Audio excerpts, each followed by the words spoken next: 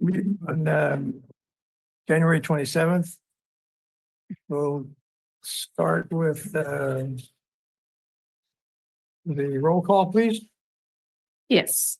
Director Anderson? Here. Director Lindor? Here. Director Paul? Here. Director Daniels? Absent. She will be joining the 6 o'clock session.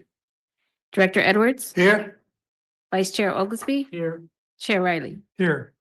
6 members are present. Okay, is there any public, There were none outside. and is there any on Zoom? No, there are not. Okay, well, And Chair Riley, when you're ready, I will just need a few minutes to lock the meeting before you go into closed session. okay, Do we give an intro first, Dave, for the public or? Certainly can. We are meeting in closed session on 2 items. The first is for public employee performance evaluation of the general manager. And the second is for legal counsel regarding existing litigation. This is the Monterey Peninsula Taxpayers Association. There's 5 cases listed. And we're actually going to invert those two. Right. And one of the reasons for the inversion is that you have special counsel online who will be making presentation to you on the 5 cases of existing litigation. Okay, Chair Riley, if you want to formally go into closed session so that the AMP staff can recognize we're going into closed session.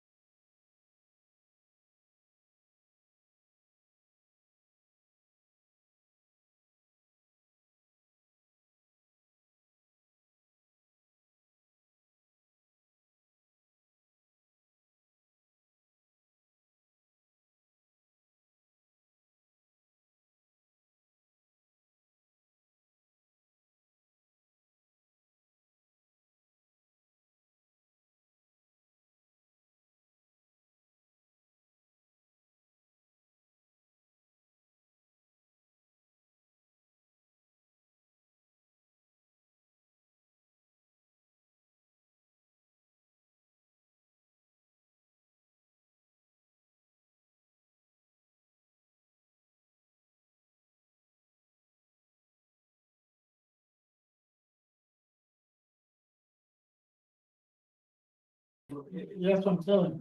Yeah. Oh, yeah. Recording in progress. Okay, we're convening the, mayor and board district for, January 22nd. Roll call, please. Approve that. Director Anderson, Well, she is not in the room at the moment, but she's here. thank you. Director Lindor, Here. Director Paul, Here. Director Daniels. Here. Director Edwards. Here. Vice Chair Oglesby, Here. Chair Riley, Here. and Director Anderson. Here. Thank you. All members are present. Thank you. I just want to welcome in the beginning, Dr. Lindor. Yeah, Michael. I'm sorry. Yeah. I want to welcome our new members, Mr. Riley. Becca Lindor and Kate Daniels, for the first time in the meeting. Welcome here. We will start with the Pledge of Allegiance. I'll lead it. Pledge allegiance To the flag of the United States of America and to the republic which stands one nation under God, indivisible, with liberty and justice for all.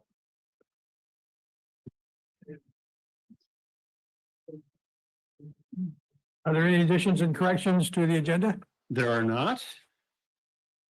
Oral communications, anyone wishing to speak to the board on an item that's in closed session, in consent calendar or other items that are not listed on the agenda, have the right to speak if there any come forward.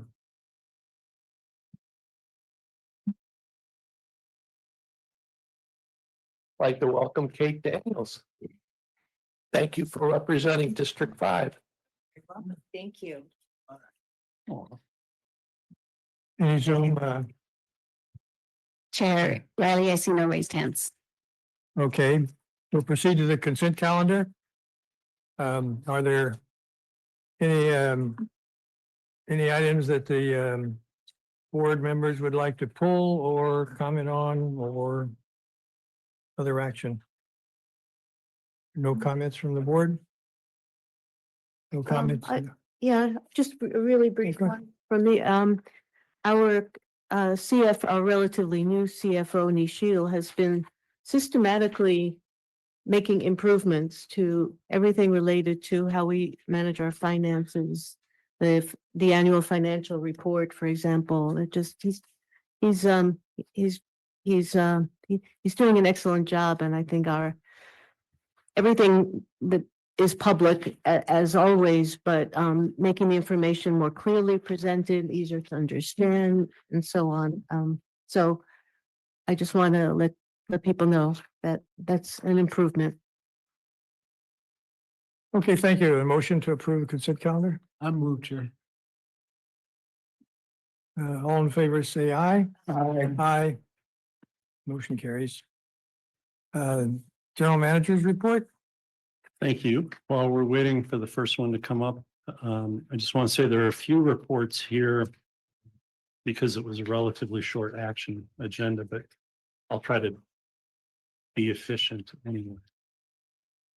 And I guess we'll keep our CFO another month or two since he's.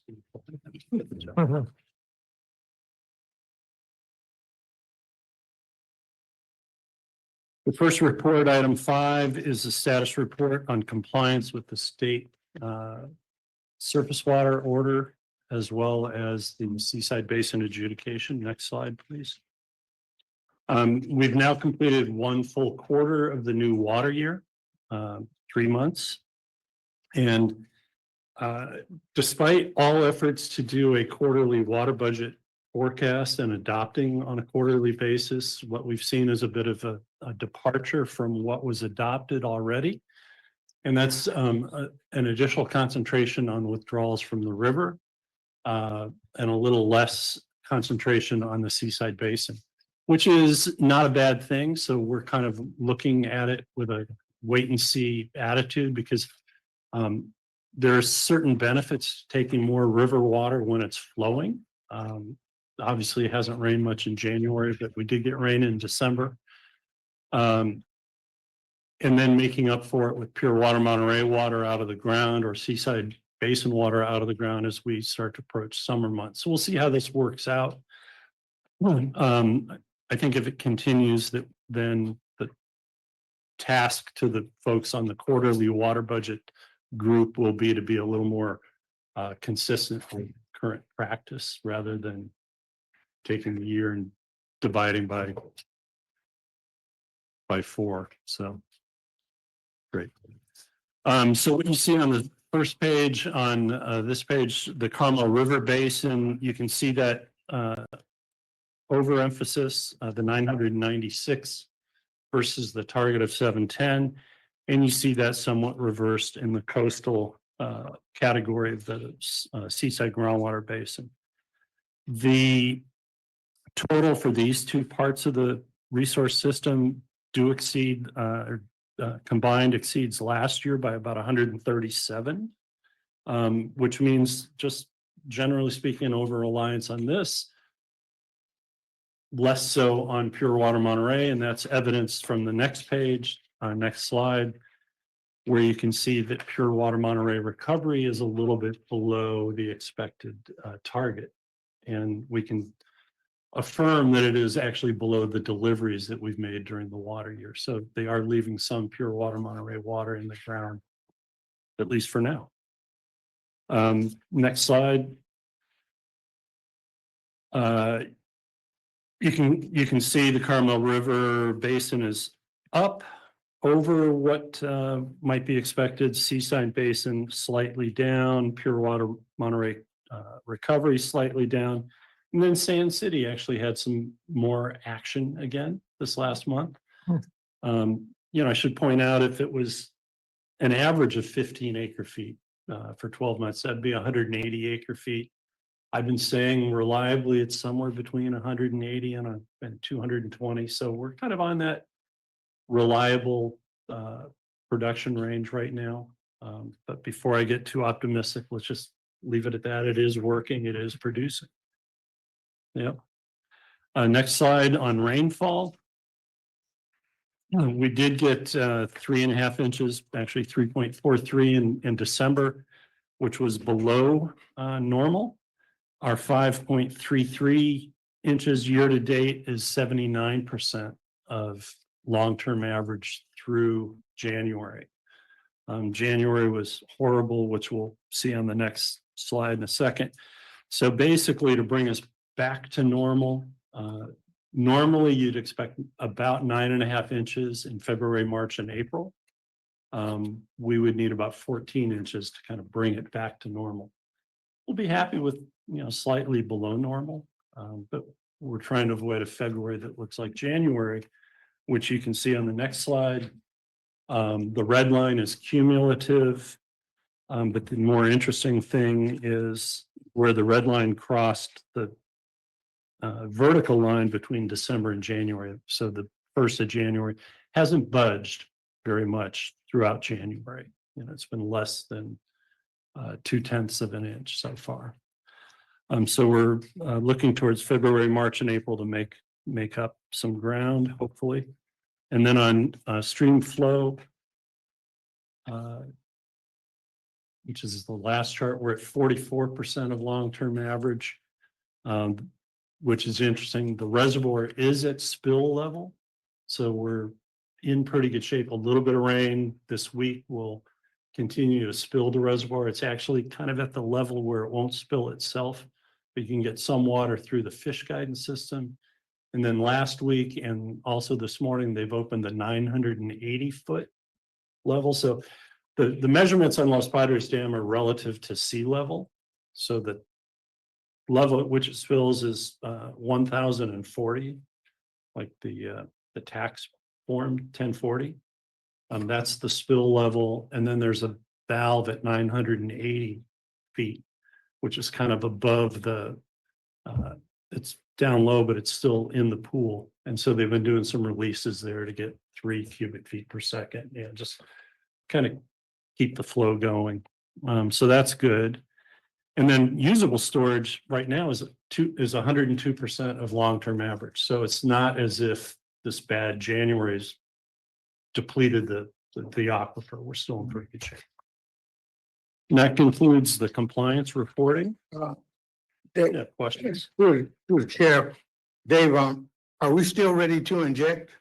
We're ready to, our team and the CalAm team have had a lot of communication, so we're ready. We're just waiting on The rain. the rain. And the flow for ASR. Yeah, and the rain that we've had has helped. It would have been better to have had a little more rain in the last storm to keep the aquifer moist. But yeah. Okay, thank you. Yeah, Kate? Through the chair, the normal measurement of 9.5 inches of rain each year is a number that was, how do we get to 9.5? Over how many years are you looking? That's over almost 100 years of data. But that's just for the 3 months, February, March, and April. 9.5 inches in February, Yeah, just those three total. just, I Yeah, mean, because our normal here is about 22.5 acre feet per year. A little Mediterranean climate that we have. And so we've already gotten 5 5, I'm talking inches of rain. inches. Yeah. Okay, So we've gotten 5 for the water year. Our water years start October 1st. yeah. We got pretty much nothing in January. So we're looking for about 14 out of February, March, and April. And where is that measured? Up at San Clemente, where San Clemente Dam used to be. Okay. Yeah. I guess I've only been measuring since I was a child, and I would think 9.5 is a huge year, but Yeah. that seems Yeah. like a lot of rain for this area and a good rain year, whereas I know we've had some great rain years, but Right, and- over the course of my and a lifetime, normal year those were abnormal. is a good Yeah. rain year, and so a normal year is 9.5 inches over those 3 months. Wow, Yeah. I'm behind. Okay, that's great. That's really good. Any other questions? Great, we Okay. can move on to item 6. Item 6 is just a follow-up on some questions that were presented to you at a previous board meeting or two. And this is on hotel occupancy and water demand on the peninsula. And starting first, C Monterey is kind of the recently refreshed name for the Convention and Visitors Bureau. And so I'm relying on some of their recent data in this presentation, and then we're also going to rely on a different source of data. Next slide, please, Sarah. So this is national trends on occupancy, average daily rate or ADR, and revenue per available room or RevPAR. So you get to learn new things. The point here is that for the coming year, when this was written, what they mean is 2024, occupancy nationwide was expected to reach pre-COVID levels for the first time since COVID. And as you can see, the yellow bars, the pre-COVID year is 2019, the very first bar, and it's occupancy index. It's just an index of 100. And you can see where 2024 was expected at 99. So relative to 100, it was almost completely back. And the expectation in 2025 is 100% back. And you can see how average revenue per room or the daily room rate has actually more than made up for it in terms of the percentage increase. The next slide is California. Sarah, there we go. And this one, indeed, California was lagging the nation a little bit. Here they said it's about 9% lower than pre-COVID levels. What you can actually see on the page is that it's closer to 6% for 2024 versus 2019 in visitor volume. Now let's turn our attention to Monterey. You know, I'm saying that the results from the expert who gives the Convention Visitor Bureau their data said that Monterey is off by about 8% from 2019. We'll see some data in a second that says it might be closer to 6%. MPCC's the Chamber of Commerce in a January 2025 newsletter said that November was up 2.1% over expectations in 2024. Year to date was up 1% compared to 2023. So anyway, you know, in that range of 6 to 8% below pre-COVID. Then the next section is data from the Tourist Improvement District's experts. The Tourist Improvement District is countywide. There are sub areas. So this is where the TOT, the transient occupancy tax revenues get tracked and information is provided as to the activities. And so their data, and this is all pre-COVID data up through and including during COVID in 2021. On the next chart, Sarah, the blue bars here represent occupancy rate, and the numbers are on the right-hand side, the right-hand axis. And what you see is an average pre-COVID of about 73%, which is Monterey's normal occupancy rate on an annualized basis. The next chart shows Monterey in orange in the bars compared to California as a whole in fiscal 19, so pre-COVID. And you see there's that 73%. And over on the left side, it says that while a 73% occupancy rate may leave an impression, there are numerous available rooms. This is close to full capacity for a leisure destination, which we are. So 73% is pretty good. The next chart shows theoretically that if you took the low months, in this case, the 6 non-peak months, which average 64%, and managed to get them up to what the high occupancy months are, like 80%, what you could do, well, that's all fine and good. That's conjecture. And I'm sure the tourism group finds that helpful and interesting and instructive. From our standpoint, it just reiterates that we're basically 73% occupancy, which is a good number for our kind of destination. So when we look at 73%, and you go to the next chart, and here's City of Monterey's own occupancy pre-COVID. This is 4 years, 2016, 17, 18, and 19. You can see they were averaging, you know, closer to 75%. So a little bit above the Monterey Peninsula average or the Monterey County average of 73%. And then the next chart, you can see some post-COVID years in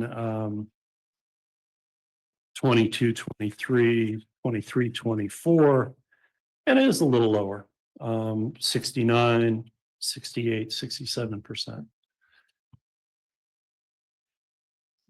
Next chart, please.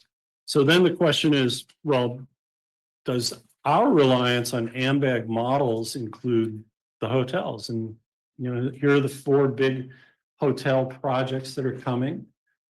Sand City's new Marriott, Pacific Grove's Kimpton Place, or whatever they're going to call it. Pacific Grove's American Tin Cannery, and then the new Hyatt Bayonet and Black Horse in Seaside. That one, of course, is going to be served by Marina Coast Water District, but the 3 others, that's our service area. And the question, of course, is, well, are they part of the forecast? I've been having conversations with a number of folks saying we have a non-residential forecast over 25 years that includes job growth.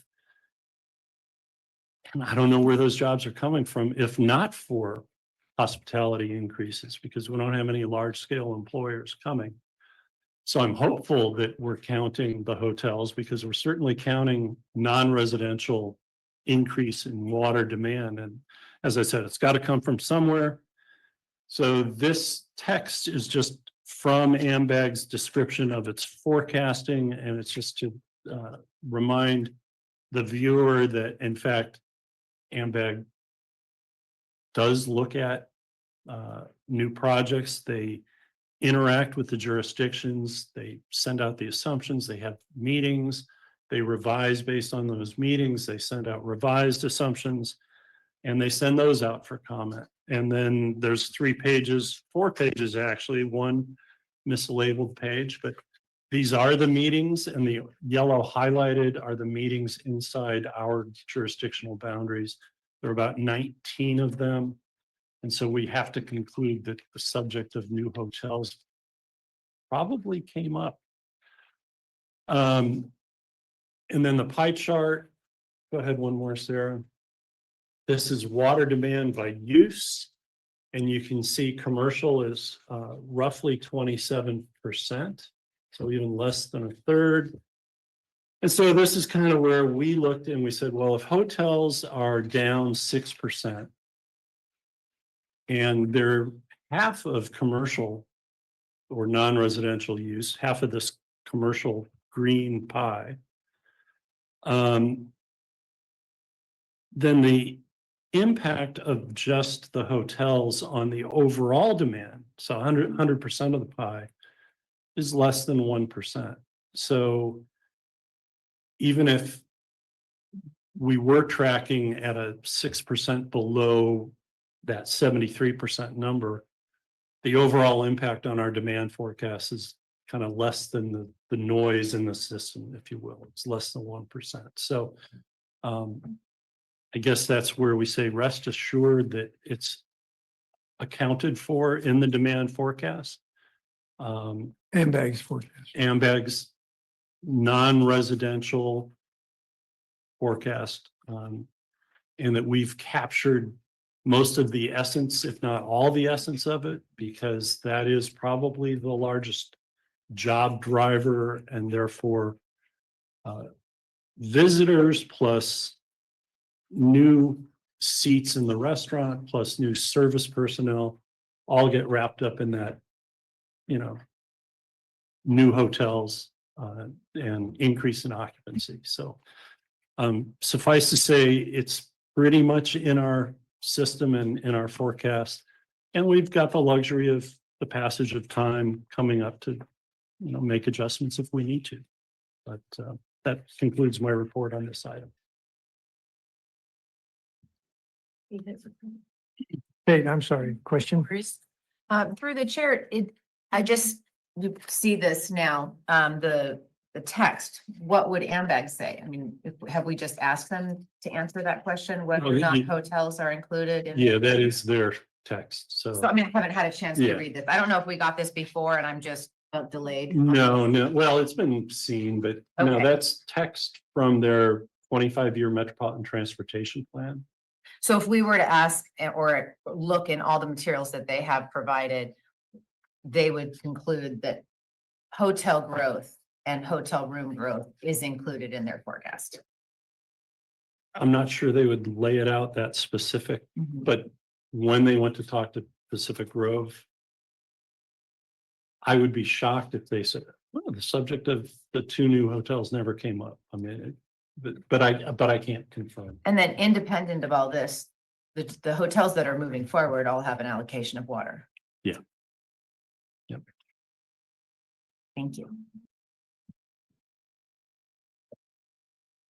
Okay, Okay, no- item 8 is an update on the Pure Water Monterey expansion project. Item 7. Oh, yeah, it is. It's just, I don't know why, but mine says item 8 on it. It is item 7. And this is a single slide. Next slide. And this, I don't know if you can enlarge that. Thank you. Thank you. Yeah, perfect. It's probably easier to look at the materials you have, but item one that I'd like to point out is as you go down to lines 12, 13, and 14, the AWPF, that's Advanced Water Purification Facility. Those blue bars are basically complete as of middle of this coming summer. And you can see that the closeout blue bar is July of this year. So that's not really the critical path. They can afford some room. But up at line 4, where it says DDW and RWQCB, that's Regional Water Quality Control Board and Division of Drinking Water, that regulatory process, that blue bar does go all the way to the end of the calendar year. So there are some things there that we'll be looking to regulatory approvals, but the project right now is on track. Then as you drop to the bottom of the chart, the last 4 lines, these are the deep injection wells. And you can see that, you know, we got to get the pumps, electrical, and controls in place, and that's going to carry us through August at least. Then testing and startup and first injection is slated for the end of August. So that's really the driver, the critical path. But then again, too, up in line 16, you can see once again, Division of Drinking Water and Regional Board goes out to the end of the calendar year. So I mentioned this previously that regulatory issues may be the more critical path than the physical construction, which is a great place to be in right now as of January, but could change. So we'll keep you apprised if there's a change in the construction schedule. But as of right now, it's looking pretty good for being online. You know, I would say that we'll start, we can't actually count it until the regional board says that you've got your waste discharge requirements met. So we're looking at the regulatory approval process, but we'll be injecting water on a test basis probably September. So the question will be, is it deemed a delivery or not? And we'll let you know as we get closer. Through the chair. Yes. It would be nice to see some pictures. You can talk all day long about it, but until I see a picture of a well being drilled, pieces being put in, you know, I believe it when I see it. So you can talk and tell them I still expect them to come over here and show me some pictures. I know they got a meeting tonight, but please get Cal-Am and them scheduled to come over here and show us. Yep. You know, not to just talk. I want to see pictures. Tell them directly I would want to see pictures. Well, and I'm told that the 2 new extraction wells actually got a new name. I think they're Black Horse or Bayonet and Black Horse, but they actually have names now. So at least, you know, that's Yeah. almost Take a picture of the sign. if it has a name, it's almost. Yeah, take a picture of the sign. Those would be EW1, EW2, which aren't on this list because we're not building. 5, 6. That would be EW3 and EW4. Oh, 5, 6 are injection wells. Yeah, those are ours. Yep. And 6 was the one that we got special drought funding through Senator Laird's office because we said, well, if we had more injection, we could save more water. So that's the one that we have a $4.3 million earmarked for. So, yeah. Be nice to see a picture of it. The money. Now the well. We will get photos. Thank you. All right. So last item on the general manager's speaking too much agenda is item 8. And this is an update on the district's water supply charge. So recent developments with respect to the water supply charge. In September 2021, the Local Taxpayers Association filed a claim seeking a sunset or termination of the water supply charge, did not seek any monetary penalties at the time. In March of 2023, the Superior Court ruled in favor of the taxpayers.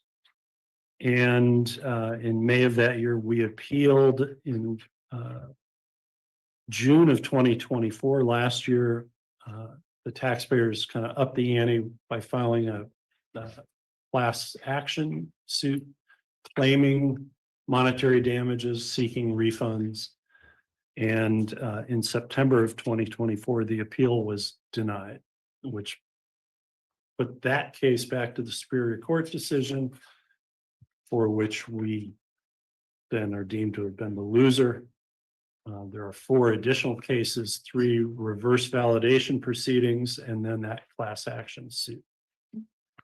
The next chart, which is up on the screen, is an annual compilation of water supply charge revenues and expenditures since its first year of collection.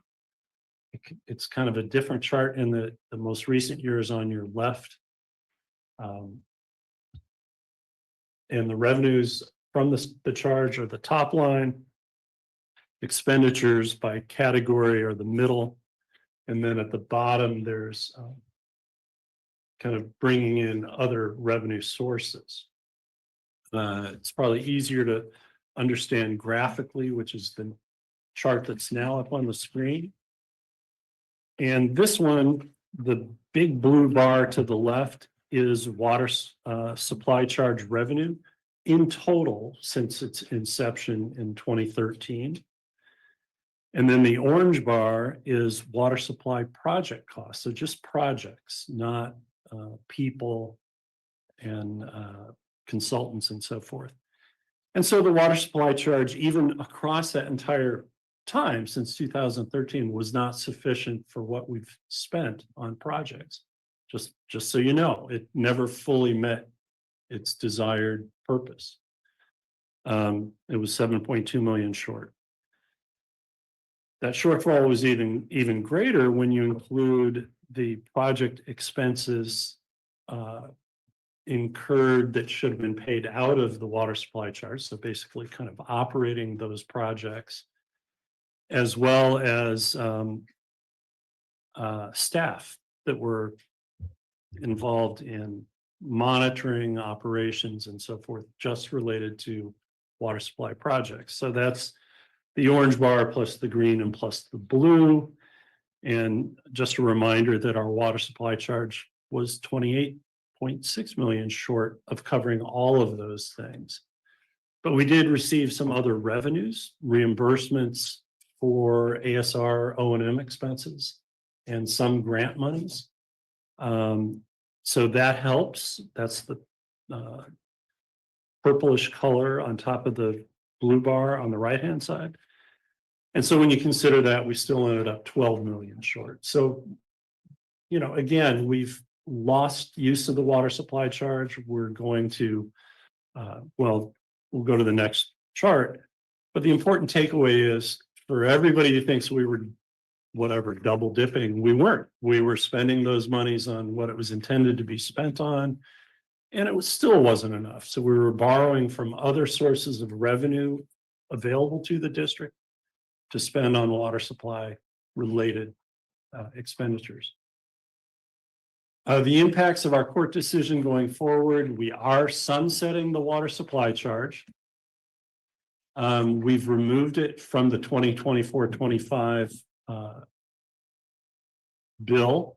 So the tax collector, you will not see it on your, well, that first installment was due in December, so you should have known if you've seen it or not. But it won't be on the April one either. And we had agreed to pay legal expenses if we did not prevail on appeal, which we didn't. So those will have been paid in January. And the appeals court expenses will be paid. We will report back on that action next month.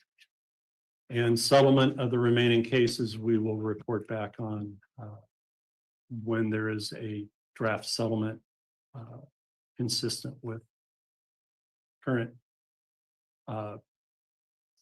direction. Thank you. Speaking obliquely. And then we'll begin a refund program for 1 year of the collections. So that's where we stand on the water supply charge. It's gone, we're refunding it, but we never collected enough to do everything that we expected from it. So, thank you.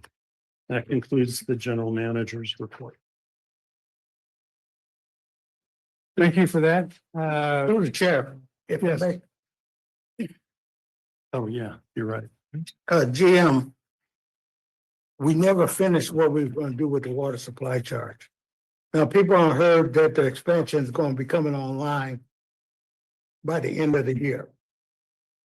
And they probably think that's enough water. Do we have other things we need to do? Is that we may come back and ask for renewal of the water supply charge? Yes, that is always an option in the toolkit that the district has. It's subject to Proposition 218, so it's a public process. We can't just willy-nilly raise rates and charges as we please. There will be a public participation element, a negative protest hearing process. But we may, in fact, need to do that at some point. You know, the district kind of aligns its user fee to its current needs as the user fee continues to grow. So we're going to look to that first. But if we had an extraordinary expense, or if we wanted to move forward, for example, with a new ASR injection well, which has been talked about as a sensible kind of redundancy or addition, we might come back specifically for that. You may recall that the water supply charge that we've now sunset, or we're not collecting, had a component in there to repay the Rabobank loan that became the Mechanics Bank loan that was specifically targeted to the ASR project. And that was 4 million. We built a treatment building that was 6-point-something million. So, you know, we've exceeded it. So any major project that looks over and above what we have available to us from the user fee, we might look to the water supply charge, or a charge by a different name that works just the same way. Thank you. Okay, thank you for that. No other comments, questions from the board? Proceed to item number 10. Public comment. I'm sorry. And there is item 9 that is nested in the general manager report. I was just going to let the staff note speak for itself there. But I'll take questions on it if you have questions. Okay, any public comments? Yeah. Mr. Ross. One of the items that went through, Tom Raleigh, Vice President, Monterey Peninsula Taxpayers Association. One of the things went by is why, in some of the data that was given out, why we're below our usage pre-2019, and it clears out we're 9% below. We have less visitors, less water is used. So it's very logical that we'll have less projections until we eventually get the tourist economy restored. I can tell you, in our office in downtown Monterey, the number of people in downtown and what have you, we do not have people here during the week that we had in 2019. Secondly, the decision to support and pay for 3/4 of all the costs of Monterey One Water, which was previously Monterey Peninsula, whatever their name was before, but that was a decision you guys made. And that's where all the money went. So this was never voted on by anybody. And we asked that there be a vote. When the Prop 218 first came up, we had 15,000 people filed, approximately 15,000, filed protests and said, we'd like to vote on it. And you guys went ahead, only one director at that time, Mr. Potter supported putting it to a vote. So I'd like to suggest to you, if you can save yourself a lot of heartburn, if you come up with another Prop 218, is just say, we'll put it to a vote. Instead of trying to wing it through, because we'll be ready for you this time. So, rather than be disappointed, get turned down publicly and have people vote against you, I suggest that you just say, we're going to put it to a vote up front at the beginning. Thank you. Thank you. Any other public comments? Anyone on Zoom? Chair, yes, I have Susan Schiavone. 1 minute, Susan.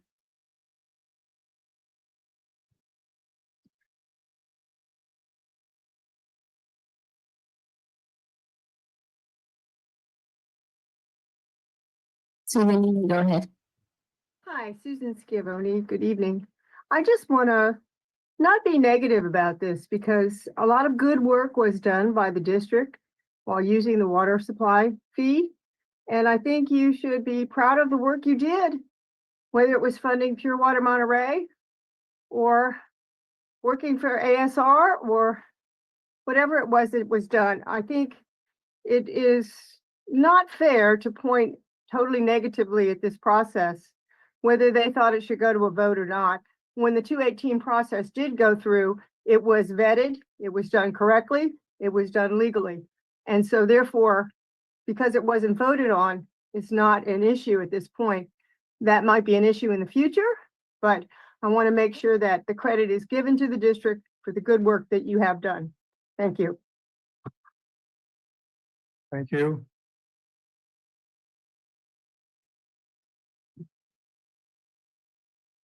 Any other hands up?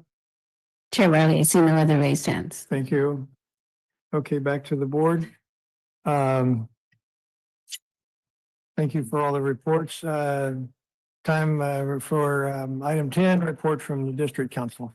Thank you, Mr. Chair. So we do have, we'll report out on closed sessions first. There was 2 closed sessions we need to report out on. The first was the closed session on December 16th. There was 1 item for closed session discussion. That was the general manager's performance evaluation under government code section 54957. That discussion continued into tonight's discussion where there was general discussion regarding the general manager's performance evaluation, and it will be coming back in open session at a future date for action item. Second matter on the agenda for tonight's closed session was conference with legal counsel for existing litigation. This is the Monterey Peninsula Taxpayers Association versus the district. There's 5 different cases that are involved in that. They're listed on the agenda. We did have an in-depth discussion regarding those 5 cases, any settlement offers that are there and attorney's fees that need to be considered. And that'll come back at a later date as well. There was no reportable action on that at this time. That concludes my report. Now I'll turn it over to Dave Laredo to provide the update on existing litigation. Good evening, Mr. Riley and members of the board. Special thank you and welcome to Supervisor Daniels. See you here. And I have to start with my apologies to Mr. Edwards. I have no photos. Oh, well, you have to work on that. So just putting this into context, because you've had a closed session on these matters, but the board about 8 months ago asked, because of our several matters of litigation ongoing, that we include in our monthly board packet a public discussion, non-confidential discussion of the pending matters so the public has a general sense of that which is going on. The first set of cases are the Monterey Peninsula Taxpayer Association cases. Your general manager did characterize this. I just want to emphasize is that any settlement amongst the parties would have to be a proposed settlement because this is litigation that is before the Superior Court. And a final settlement would have to be fashioned in a way that it would be submitted back to Judge Panetta, who's the presiding judge in those cases. And Judge Panetta would have to authorize the settlement that is reached. But we are optimistic that a settlement will be offering in such a way that we'll be able to resolve all of those matters of pending litigation with the Taxpayers Association.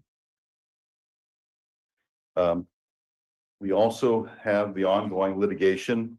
Well, I'm sorry, I wanted to mention that we do have a case management conference in the Monterey Peninsula Taxpayers Association cases, so that if there's not a resolution between now and March, we have the next case management conference in those cases is March 25th. Moving to second item of litigation, and that's the Water Management District's action against California American Water Company. And this is the lawsuit that embodies the district's efforts to fulfill the electorate's mandate under Measure J to acquire ownership and operation of CalAm's Monterey Division water supply facilities.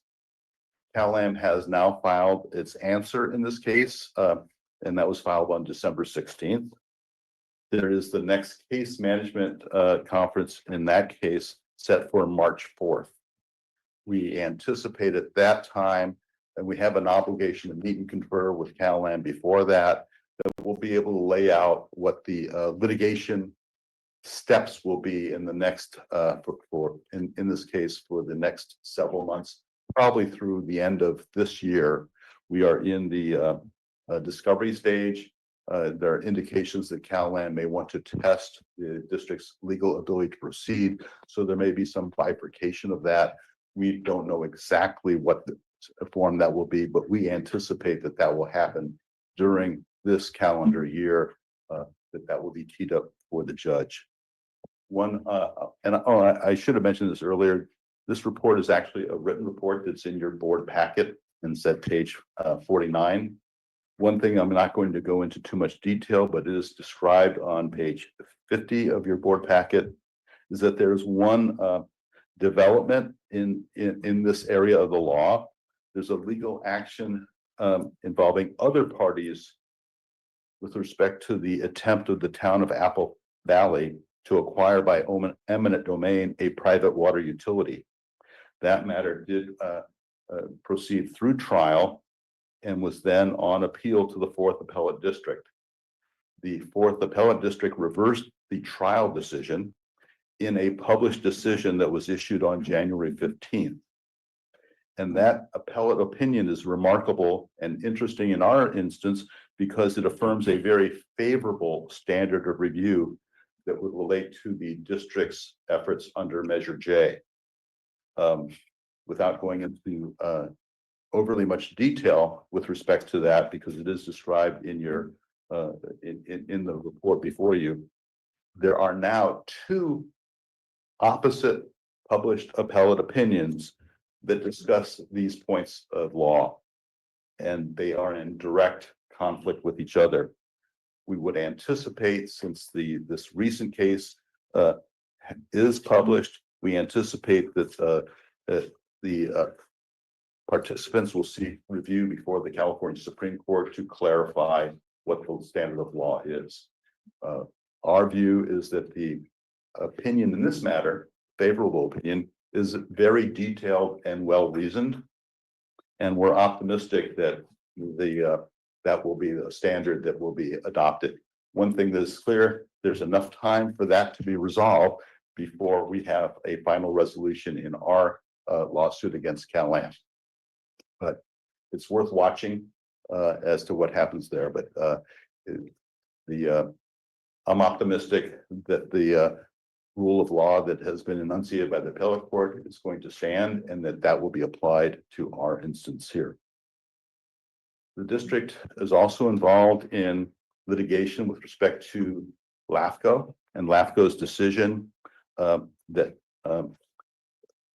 as to whether or not the district has the power to acquire CalAm. The Judge Wills ruled in December of 2023 in favor of the district and against LAFCO, and CalAm was a real party in interest. And that matter is now on appeal before the 6th Appellate District. The court granted CalAm an initial a request for a 45-day extension. So CalAm was to have filed their opening brief on the 20th of this month. The appellants have since asked for a further extension of time to February 20th. And the court has granted that. So that will be the next step, is that CalAm will file their brief.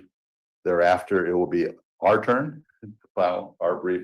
The bottom line is that we expect the matter will likely be fully briefed and ready for oral argument by early summer. And then the matter will be before the appellate court, testing whether or not LAFCO's actions were procedurally correct or well-reasoned and should be stand, which was the Judge Will's decision. We also have matters that are pending. Oh, I'm sorry. Another matter is the district did join with other petitioners challenging California Coastal Commission's action to issue a coastal development permit to CalAm with respect to CalAm's proposed desalination project. That matter went to hearing, and the other parties alongside the district were the City of Marina Coast Water District, and the Marina Coast Water District Groundwater Sustainability Agency, in addition to the Monterey Peninsula Water Management District. Opposing parties were the Coastal Commission and California American Water Company as the real party in interest. The court held 2 days, full days of trial on the merits. The first was in December 9th of last year, and the second was on January 6th of this year. Judge Wills was the presiding judge, and he took the matter under submission, and the matter is pending. We have not had any indication as to when a intended or final ruling will come. It is possible, based upon the judge's comments from the bench, that he may have some focused questions to the parties, so there may be some post-hearing briefing that he may require. That's not legally required. That's entirely at the judge's discretion. In terms of matters that are pending before the Public Utilities Commission, it's been a very unremarkable month. The matter that's pending before the Public Utilities Commission related to CalAm's amended water purchase agreement. This was divided into multiple phases. The current phase has a focus as to the need to update water supply and water demand calculations that relate to CalAm's water system. The evidentiary record has been submitted to the commission. The matter has been briefed by all parties and is now lying before the commission. A proposed decision is not yet being implemented. CalAm has asked for an opportunity to rehear and reconsider that. There's a deadline for an order that extends that was published on December 17th, and the matter was assigned to a new assisting administrative law judge. ALJ Robert Haga was the sole ALJ assigned to the case, and as of December 17th, ALJ Jack Chang has been assigned to work with ALJ Haga. So it is a very lengthy record. What this will do in terms of the timing of that case, it is hard to say. So stay tuned. Another matter before the Public Utilities Commission is CalAm's 2022 general rate case. That matter is still pending before the commission. The commission had previously ordered an extension to the statutory deadline in that matter to March 30th and has now extended the deadline to June 30th.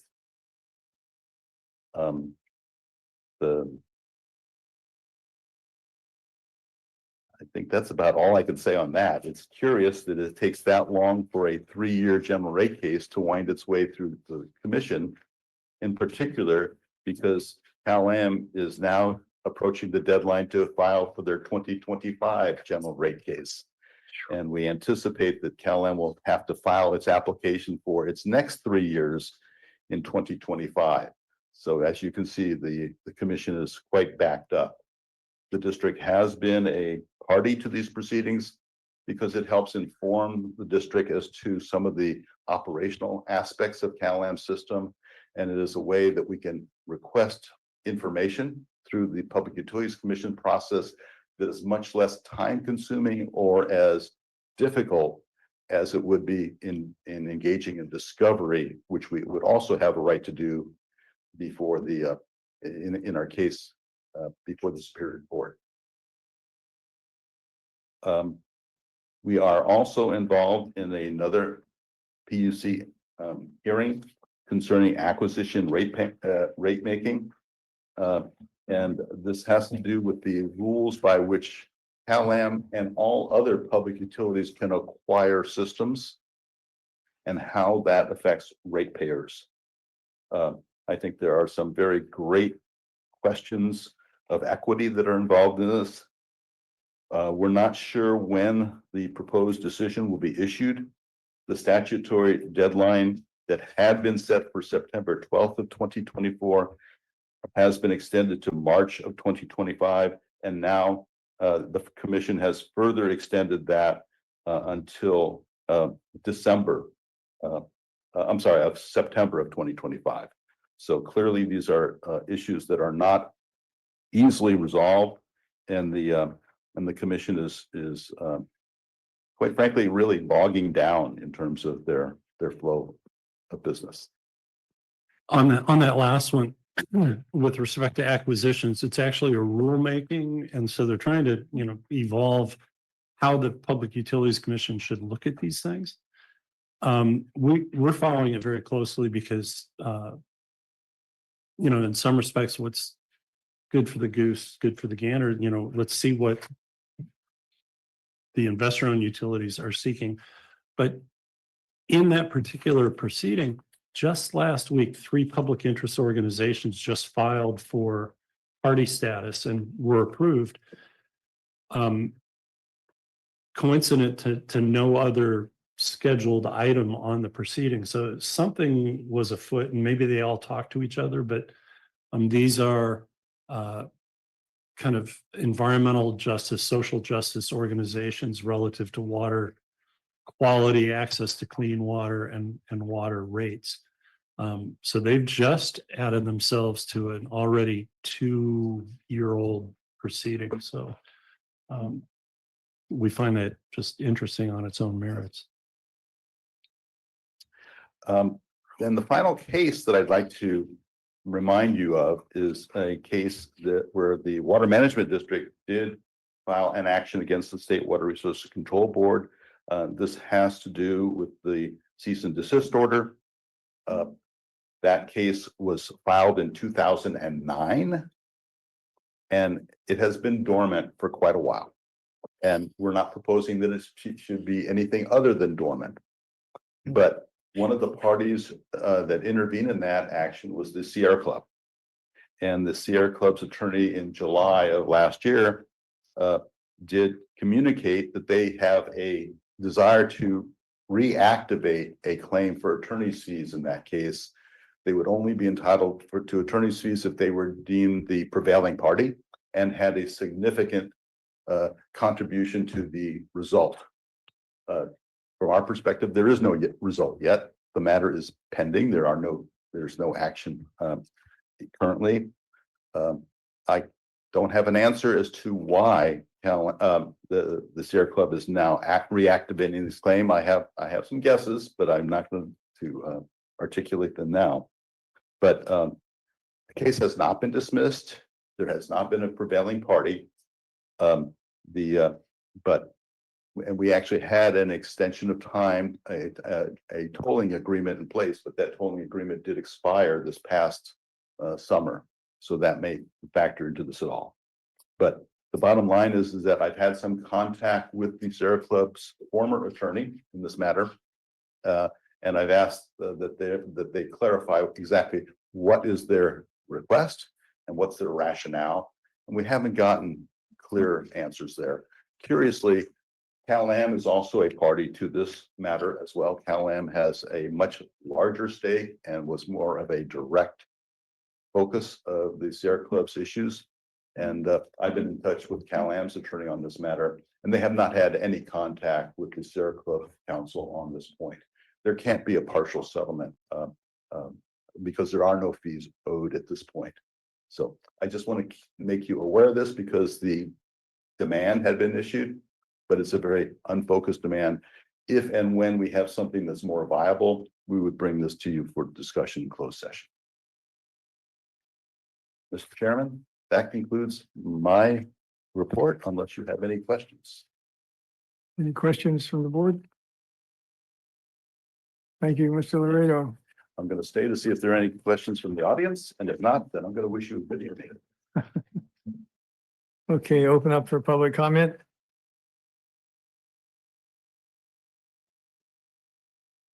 Tom Raleigh, I like to speak as my job as a realtor. Right when I first started real estate back in 1988, Cheryl McKinsey, who was the government affairs director for the Association of Realtors at that time, we had a meeting with Mr. Laredo in his office in Pacific Grove. I'd like to thank him. That's how long he's been around dealing with your legal issues. And the questions we had were over how are we going to meet regional housing needs that AMBAG puts out when we don't have any water. And you probably don't remember what you said, but you said, we aren't going to do it and we can't do it. It's physically impossible. And his advice then was right on the money. And he's been giving you good advice for a long time. And I think you guys really owe him a real debt of gratitude for the fine, sound legal advice he's been giving you. And it's really encouraging also to hear that finally the MPTA lawsuit on the water supply charge finally looks like it might be ending. So thank you very much. And thanks to Dave. Thank you. Any other comments? Okay, bring it back to the board. Chair Riley, I see no other raised hands. Okay, thank you. So next item is item 11, oral reports on activities of board members. Any reports of any kind? Oh, you can go, you can go. That's all right. Yeah, Director Edwards and I both attended the Special Districts Association meeting last week. It was, we learned that I learned there at every meeting, there's a report by the executive director of LAFCO. And from her report, I learned that Wendy Root Askew is going to be the chair of LAFCO coming up. And that she's also vice chair or is about to become vice chair of the statewide LAFCO organization. So she's really moving into a leadership role there, which is is exciting news. There was a presentation by the CEO of Natividad Healthcare system, which mostly focused on the services they provide and the incredible financial challenges of providing services in our healthcare system, because the compensation paid by Medicaid and Medicare, he said, are way below the cost of providing the care. So, but you know, he said they're basically the principal provider of healthcare in the Salinas Valley corridor, and where, of course, you know, a lot of the people living there are immigrants, various legal status. You know, hearing they serve the community. When they serve people, they do not ask anyone their immigration status. They serve the people who need healthcare. And but it was a reminder because of the you know, the policies that President Trump is trying to implement to round up immigrants and deport them and seemingly assume that they're all criminals. That Monterey County, as I'm sure you all know, Monterey County, along with the state of California, adopted what I consider really good policy to protect in every way legally possible, the immigrants among us from, being, illegally rounded up. But it's a very distressing situation because this is going to make people afraid to seek healthcare, afraid potentially to take their children to school. Some people afraid to go to work or seek work. So I'm very glad at least that we live in a county where the local government and some of the employers are doing what they can do to protect these people in our community. And employers can do something too. So if there's anything that as an employer we can do to, I assume all the entire staff working for the district have a legal permission to live and work here, but they may know people, they may have family members, neighbors, friends who have, mixed status families and so on. So if there's anything we can do in terms of providing know your rights information to our staff, just so they have that information, or providing resources if they know someone who needs to find a lawyer to represent them in deportation, that I hope we would do that. Thank you. Very good information. Any other board members with the meeting? Yes. Yes, out at that meeting, we also met with the Pebble Beach general manager. It sounds like they're gonna be trying to renew some parts to their reclamation program, project out there. I don't know if we'll be involved with the financing, but one thing we asked them to do is, can we take a tour of the place? Look around it, since it's been about 20 years or more, that project probably being renewed on new equipment and stuff. So he'll probably get in touch with you, or you can get in touch with him and see if the board want to go out there and look around and see what their financing future is. My second item, Chair, and you're going to talk on this a little bit. Tomorrow, I have a meeting with the Seaside Groundwater Basin Water Master Public Awareness Committee. I'll be sitting on that committee for the future. The chair got a statement that he's probably going to write and put you on the spot for it, introduce it, and that's the committee I'll be sitting on in the future. So that's tomorrow at 10 o'clock at Sand City Hall. So if you want to come over and sit in and listen, and it's going to be on Zoom.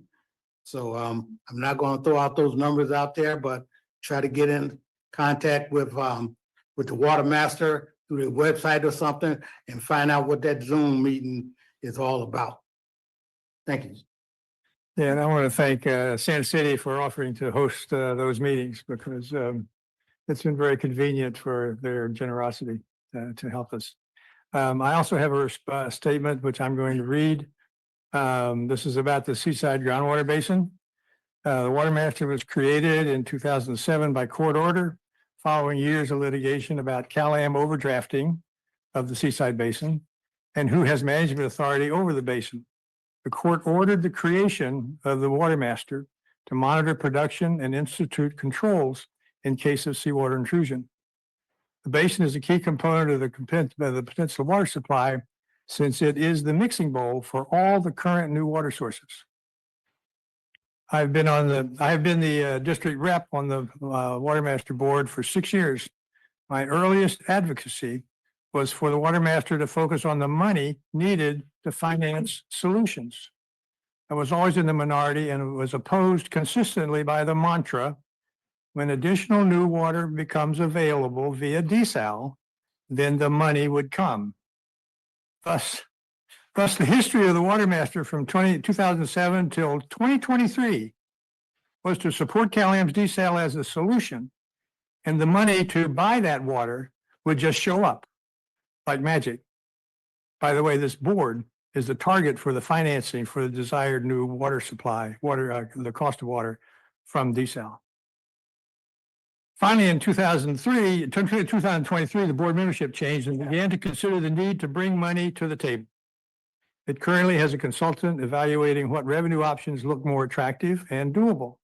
Afterwards, the water master will ask the court to grant revenue authority. The court has jurisdiction over the authorities that the water master has. I am bringing this to the board's attention because the water master is considering an outreach campaign to highlight the plight of the basin. The plight is that it needs more water in the future to help protect its usefulness, the basin usefulness, and the value to the entire peninsula. It's called protective water levels in the jargon that's used for additional water. My opinion is that the water master needs to finish its review of revenue options, make a plan, ask the court to approve, and then go public. The current outreach proposal is to consider going public now. I believe going public now will not only show water master weakness for idling or lack of action for 20 years and ignoring the need for revenue. After all, Cal-Am's desal water will not be free. My basic reason to oppose the proposal on the agenda for tomorrow is that publicity campaign is premature. I feel it will generate a negative image of the agency, like do little or do nothing, and it will be controversial and it may be counterproductive. My second reason are the optics. The proposed consultant for delivering the outreach message is a current researcher working for Salinas Chamber of Commerce and the Monterey Chamber of Commerce. The latter is on record as supporting Cal-Am's desal. This too will be controversial and counterproductive. I plan to attend the meeting tomorrow and make these comments there as well. What I'm assuming about this particular item on the agenda is that the board, like Karen and like me tonight, have situations where we learn things, we form opinions, we have questions to be raised, we have issues that we think should be brought to the attention of the board. The issue is not to discuss them because it's just a report. It's not to take action, not necessarily to schedule anything for a future agenda, because that will come through other processes. But I hope that the board members feel free to kind of report on what they learn and hear and so on. So we're more informed of the broader world because we're all dealing with it. But also the focus really needs to come back on how what we learn can apply to the district, like to staff and perhaps positions in the future. So anyway, I'm hoping we do that a little more often than we have.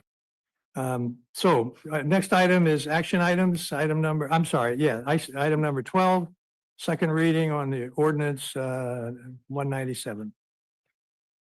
This is allocations of water from the allocation report. And for clarity, this is a public hearing, for the second reading.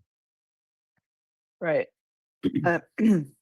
Chair Riley, members of the board. So this is the second reading in consideration of adoption of ordinance number 197, which establishes the allocations of water from the Pure Water Monterey expansion.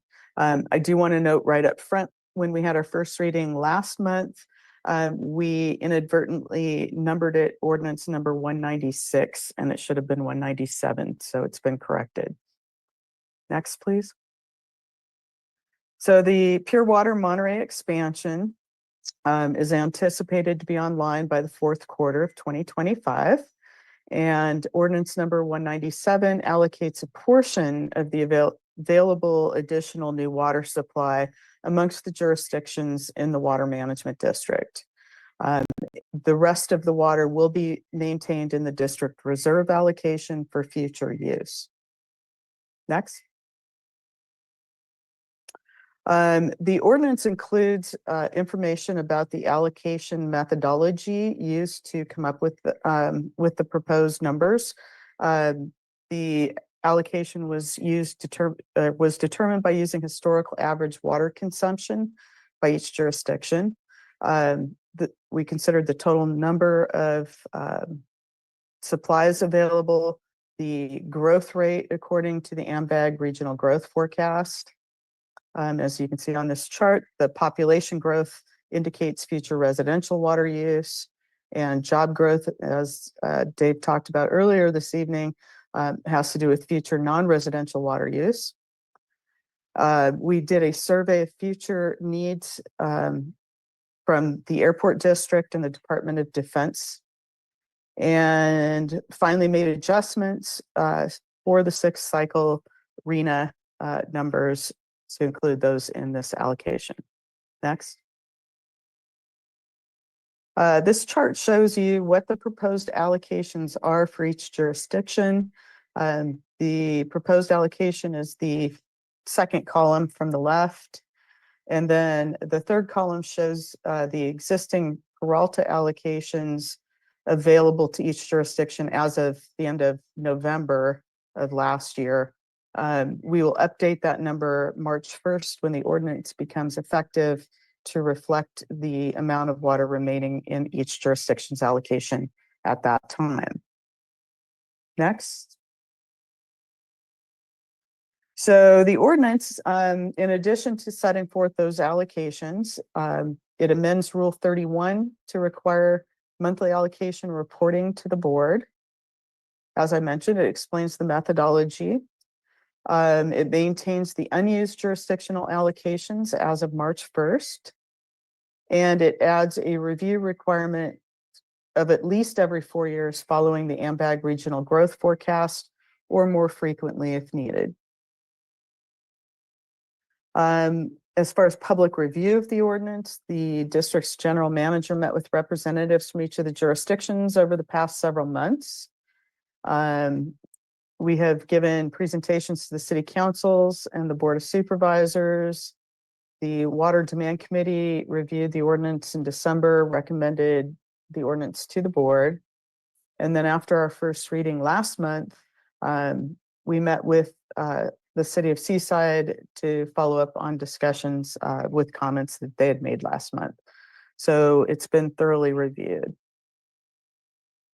California Environmental Quality Act review, as you may recall, there was a addendum to the Pure Water Monterey 2021 supplemental EIR, and the board adopted that in February of last year, so there's no further action needed.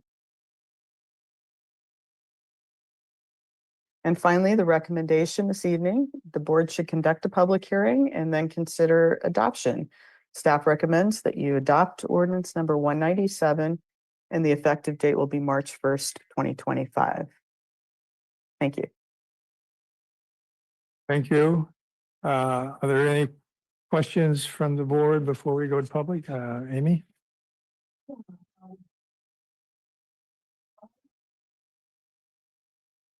Guards, the letter, they quote is on January 15th, was included in this, with our packet, and we were also included in a separate packet. There are two for us, and there are a lot of statements and a lot of questions that come out of this particular letter. But it's you know, 2 pages long. Now I know that we have discussed many of these issues scattered over time, but I don't know that we have come to conclusions, the decisions about the issues that regard this letter that would allow us to make this decision tonight without further discussion. You're referring to the letter from the Water Resources Agency, page 71 of the agenda. Yes, and directors, you will hear public comment related to that letter and the County Water Resources Agency shortly. Correct? I have a letter indicating there to be a speaker on this tonight. So I understand what you're saying, and we'll see where it goes. Any other comments, questions? Yes, Kate. Go ahead. Okay. Okay. Just gonna preface this by saying I'm brand new and I ask lots of questions and I'm sorry. I did watch the hearing, the first reading of this item on YouTube or wherever I was able to watch it. But so these could very well also be questions that all of you have already asked and have answered. But just sitting here and listening to presentation, I jotted something down that hadn't occurred to me before, which is where will this water, these allocations go if we haven't lifted the CDO? So is this going to be water that is for extra bathrooms? Because there's references that are made to the AMBAG forecast. There's references made to our RENA allocations and the things that would indicate growth in the form of new units and development that is needed, especially when we're talking about affordable housing. But if the cease and desist order is in place, how will we address that with these allocations? Can ADUs perhaps be part of these allocations, or would that be considered an intensification of use? Is it just going to be in the form of extra bathrooms? Just a little clarity for me on what these allocations are going to go toward. Let me stop the questions from the board for a minute and just ask the GM, can you respond as we ask questions and help clarify? and so on? Absolutely. I'm Well, here can you too. Can you take Kate's questions first and then we'll go to Amy's question? Could be Stephanie as well. Whoever. Well, and I think we'll hold on Director Anderson's comment until, if we hear from anyone on public comment on that letter. Okay, I expect that there's a second letter that you received from an Attorney Rosenthal, that we may hear from as well. So we can address anything which there's public comment. To our most recent addition, Director Daniels, it's a great question, because these allocations, given in the spirit of Christmas as we did coming to the city councils, it's not the best gift you can use, because without lifting the cease and desist order and the moratorium, you're not going to be able to do large scale projects in any of the jurisdictions. So yes, until the time that the CDO is lifted, it's primarily there for remodels, ADUs, especially ADUs on properties that could never be severed from the main parcel, can be served with the existing meter at the street. That can be done. Different jurisdictions will have to take a look at their own priorities and decide where they're going to put some of that water. But we absolutely expect some of the first things through will be small projects on existing meters, but there are some large scale projects that have kept their meters in place that this would also facilitate. You have to keep in mind that our local permitting regime may not always align with the state water board's interpretation of their own condition 2 of the cease and desist order on what is intensification use at an existing site. We permit that if there's water surrounding it, and if you're unaffected by the moratorium, you have your meter, chances are our permission, our water permit will allow that project to just move forward. But that's, to your point, it's going to be very limited use until we are able to lift the cease and desist order, which by midsummer we'll probably have a clearer indication whether there's an appetite to work with us by the state, from the state. But yeah, that's, job 1 for this calendar year is work on lifting the moratorium. And then I'm sorry, can I add a little bit to that real quick? Yeah. Yeah, a lot of the projects that we see are properties, existing properties that are being demolished and rebuilt. And so this would not preclude them from doing those kinds of projects. The only big projects that are going to be impacted by this, or any projects that would be impacted by this, are vacant lots. And because they don't have a water meter, they will definitely be subject to restrictions. Thank you for that. Or through the You chair. gotta finish this. Commercial, like if you wanted to change the zoning and actually do an affordable housing project or something that's a Yeah, commercial, that would all be in the future or some kind of active reuse. Yeah, if it required a rezoning, that would, I believe, trigger the CDO. But in an existing property that is zoned properly, they could switch it to to a mixed use type building. Because we don't require meters on the individual, we don't require CalAm meters for the individual units. They can be sub-metered. Okay, that's good news. So there was 2 letters and I just, when I sat down, was reading the Rosenthal letter. And I'm curious if there's anything that's in this ordinance, or if there could be anything in this ordinance that would specify more closely or specifically what the water is going to be used for. Because this idea that's brought up in the letter, that this would be the water that would allow for builders remedy projects to actually move forward. If you look on the county's website, there is a 7-story, I can't even tell you how many thousands of square feet this big building is, that I'm sure nobody listening to this hearing wants to see, that hangs over Pebble Beach. It's at the gate and it comes over Highway 1, and it's a builder's remedy project. And the only thing that's going to stop the builder's remedy project is that there's no water. And if they had water, we'd be subject to this massive apartment building as you drive past Carpenter. And so that's a real concern, that if there is water, that those builders remedy projects, they would still have to go through CEQA. There's still all of the other analysis that has to happen. That's a good thing. But our hands are tied when it comes to the builder's remedy in many different ways. And when I got the phone call about that one, the first thing I said is, thank God there's no water. So I just want to Is be, that the county's parcel? it's it's pretty much, Yeah, I it's believe, county. if I understand correctly, it's when you go past the parcel that you see where it always says there's land for sale right there.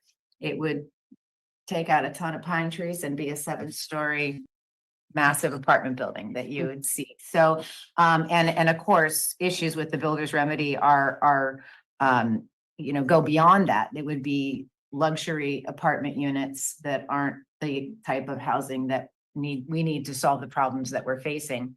As long as they have the 20% affordable units, they can, do what they want. So I just I'm looking at this letter and this idea that you could potentially put something in the ordinance that would be identifying whether it's, AMI, and you would say this is going to be houses anywhere from low income to 120% of AMI. This water could serve those projects. I don't know, but the builder's remedy is not something I'd want us to be promoting through our allocation program. Yeah, fair enough. We have a dilemma with water versus land use policy, and anyway, that's an issue. And then lastly, I guess I'll wait for public comment, but just being a member of the board, of supervisors and wearing that hat, I had some questions regarding the Monterey County Water Resources Agency letter, and just about the specifics of our ordinance, and if I could, I guess I'll wait and save that question because Director Anderson brought the letter as well. So Okay, well, I'll hold off. for this part, I'm asking the board if they have any questions about the ordinance before we go to public comment.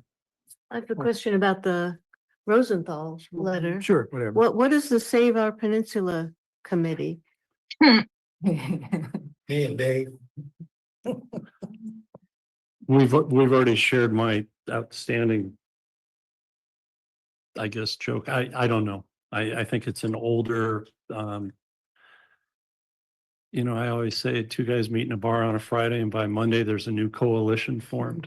I'm unfamiliar with this one by name, but it reminds me of something that was around many years ago. Just like Save Our Carmel River Soccer and so forth. They have existed for a limited purpose at a limited time. So this. Is this the Tarpey Flats reference? No. No, it's not that group. Okay. Through the chair, this is I believe they have some legal standing with the county post a lawsuit. We have certain obligations, I think, in Monterey County that I recall every year to save our peninsula group. So it goes way back, but we should get an answer on that before not just disregarding. Okay, okay. That's good. Take it out to the public. Are there any public ready? Yeah, Tom Raleigh, I was here in December when you did the first reading, and I said it was premature. It's still premature. Whether you got other builders remedies projects popping up because the county has been totally delinquent in adopting its housing element, and certainly Ms. Daniels knows that as she was on the planning commission when they voted and couldn't get any movement from the supervisors. But premature. This does not need to be passed tonight. And the thing that I caught in the letter, the promise of an anticipated supply is variable and subject to interruption and alternative use. It is highly likely that repurposing of some, if not all, supply of excess wastewater will occur in the next 5 to 15 years. And the agency, Monterey County Water Resources Agency, disagrees with the characterization of this potential water supply as permanent and invariable. You're trying to divvy up water that may not be available. It's nonsense. You need to sort this out and come up with an ordinance that makes sense and turn your general manager down on this ordinance. He may be pushing this. He may have tried to sell it to the Monterey Peninsula Chamber of Commerce. He was unsuccessful. He was unsuccessful in selling it to the Monterey County Association of Realtors. The only one he's been successful in getting you to pass the first read is you guys. You need to say it's premature and go back to the drawing boards and wait to get this sorted out till you come up with a water source that is permanent and available for sure. Thank you. Thank you. Any other members of the public here for public comment? Anyone? Yes, Sue? Chair Riley, I have Melody Chrislock.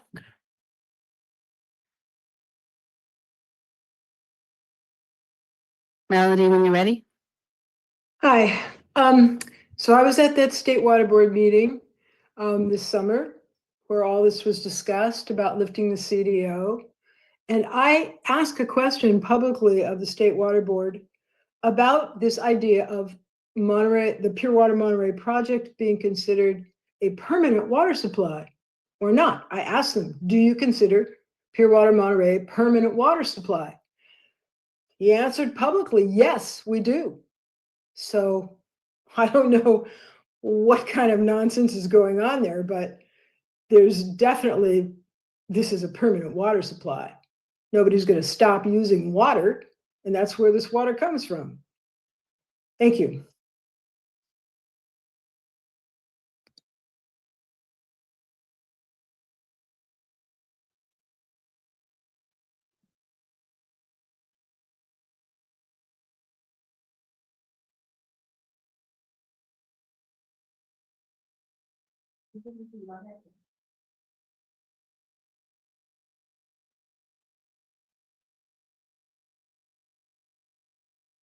What's going on?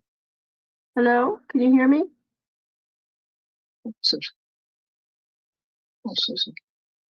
Can you hear me?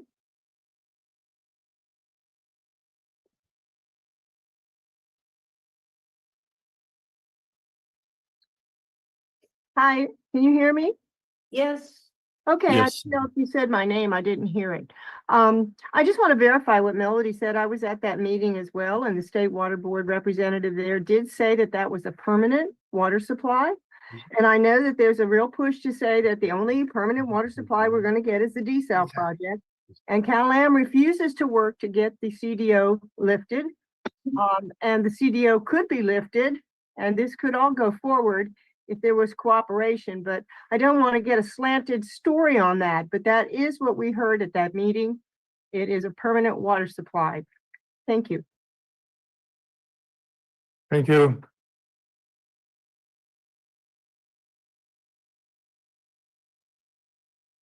Richard Rosenthal, you may go ahead.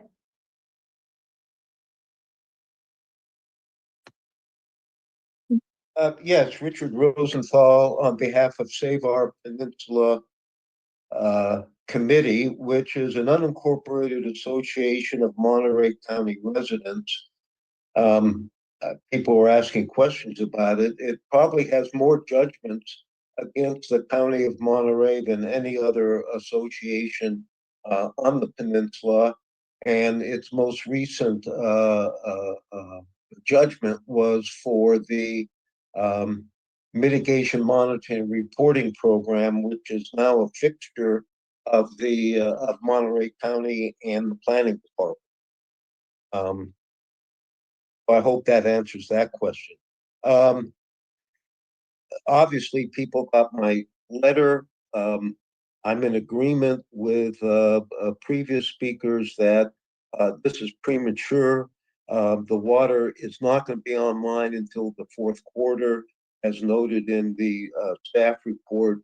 And, you know, essentially what you're really doing is allocating water credits. I think it would be a better solution and consideration to continue the hearing and start considering how your body can influence the direction and use of future water for low and moderate income and infill housing. I know the board is of the opinion, at least some members are, that Rule 30 prohibits that. But I think if you look at Rule 30C, it seems broad enough for the agency to take environmental and environmental justice issues into account in the allocation of water in these times when there is a very bad situation dealing with not only homelessness, but the failure to produce low and moderate income housing. So I think the continuance of the consideration of the ordinance, along with considering what the agency can do for low and moderate and infill housing is the way to go. It's going to minimize impacts, and it will hopefully comply with state housing plans. Anyway, thank you. If there's any questions, I'd be happy to answer. Thank you for your comments. Any more on Zoom? Fran is. Yep. Oh, yeah, there's Fran. I see no other raised hands, Chair Riley. Did So am Fran I correct? We finished public comment? Fran, not yet. Let's have the chair continue public comment, and then we'll have Fran speak as part of staff. Okay, public comment continues. Good evening, board. R. Darian, General Manager, Monterey County Water Resources Agency. You know, I'm not here to, I'm not looking to make further comment. I think the letter, you know, conveys our concerns on the matter quite well. Certainly happy to answer any questions you might have about it, but I don't need to reiterate what it says. I do want to take the opportunity, however, and thank Mr. Stoll for his time and his willingness to engage in constructive dialogue about the issues we've raised. And I think that's been very helpful in terms of, you know, bringing us where we are. So, but I am happy to respond to any questions about the letter that you might have. Are any questions from the board on the letter? I want to thank you for tolerating an hour and a half or 2 hours of wait time. No worries. Thank, the issues that, there's a particular issue that, is in your letter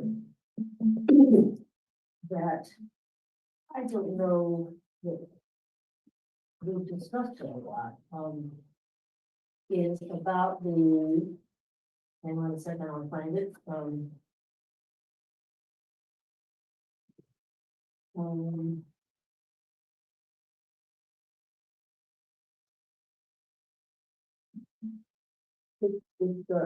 where you refer to what other projects or what other needs the water, in the water that comes in to get purified might be used for, that might not be in fact an available source.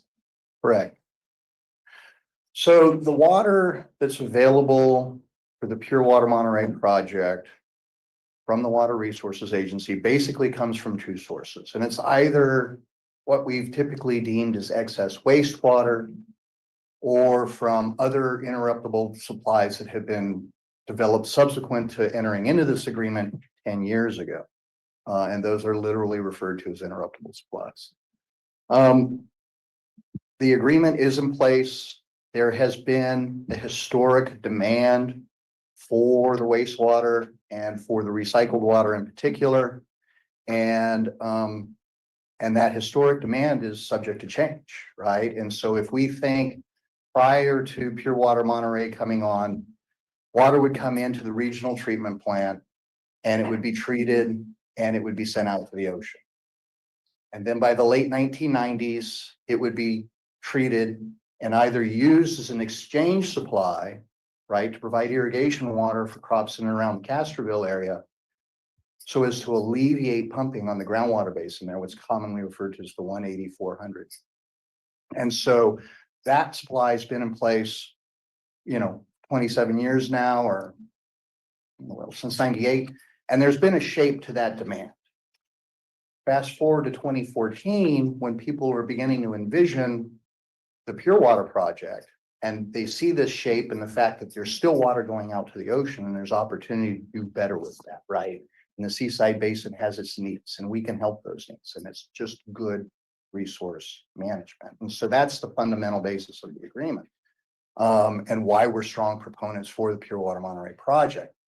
However, the other thing that the agreement recognized, and I footnote the specific language out of it, is that for purposes of protecting the 180-400 subbasin, that water may be repurposed.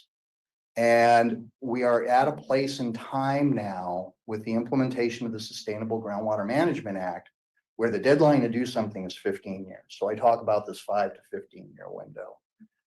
I think, you all have been involved in water projects in a long, long time. And you know that if we had a project designed and ready to go today, it would be 5 years before we were doing anything. So that's kind of the minimum threshold that we're looking at there. But things are certainly going to change in terms of how we manage that subbasin, and recycled water is going to be a part of that future. And so that's the cautionary tale that we're raising here. Is it 5 years, 10? It's very difficult to say. The Salinas Valley Basin Groundwater Sustainability Agency just submitted or is about to submit their updated plan for the 180-400. They're going to revise that in 2 years. There is a lot of energy behind exploring what sorts of projects could be what is commonly referred to as an expansion of the Castroville seawater intrusion project. I think it's more likely to be, CSIP 2.0, if you will, as opposed to an expansion, but there will be uses for this recycled water that's historically been available in the foreseeable future. If that's 5 or 10 years, I don't know. And I think, there's a long history of that water being available, and there's a long history of not doing something with it. And I think, on the other side, people are looking at that history and saying, this is the path forward. And that's where I think the bulk of the sort of the different perspectives about the future comes in. Hopefully that helps. That does help, but what I'm not sure about, is who has the,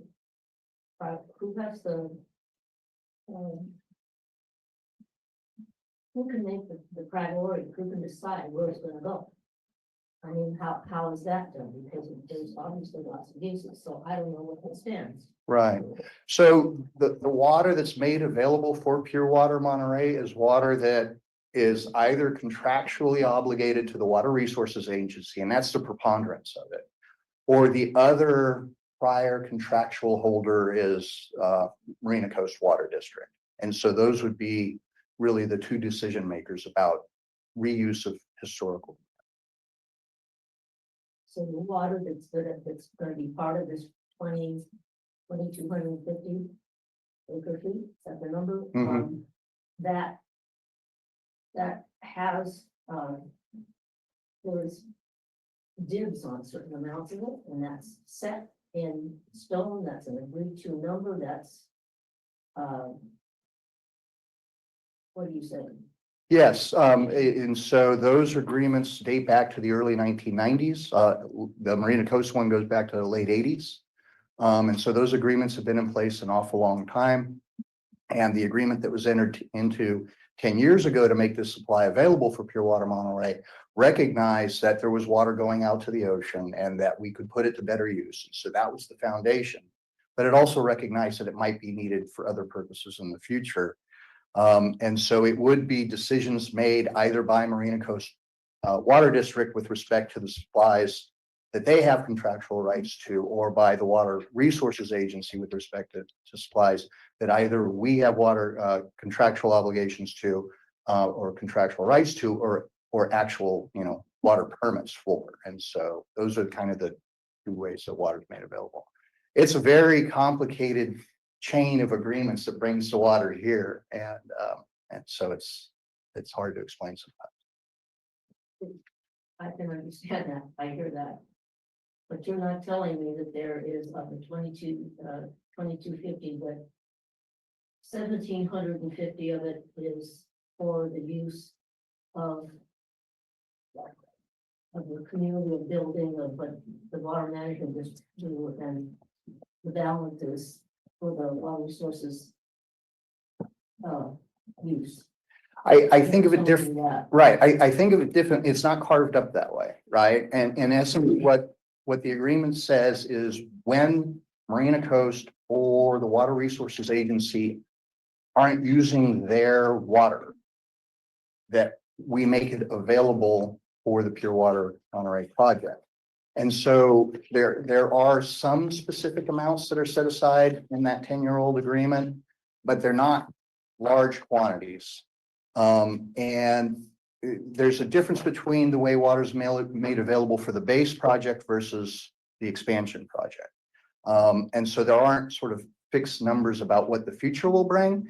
I would also note that there's interannual variability based on hydrology. And so, the amount of water that's going to be available in the future for pure water in a wet year is going to be greater than the amount of water available for pure water in a dry year.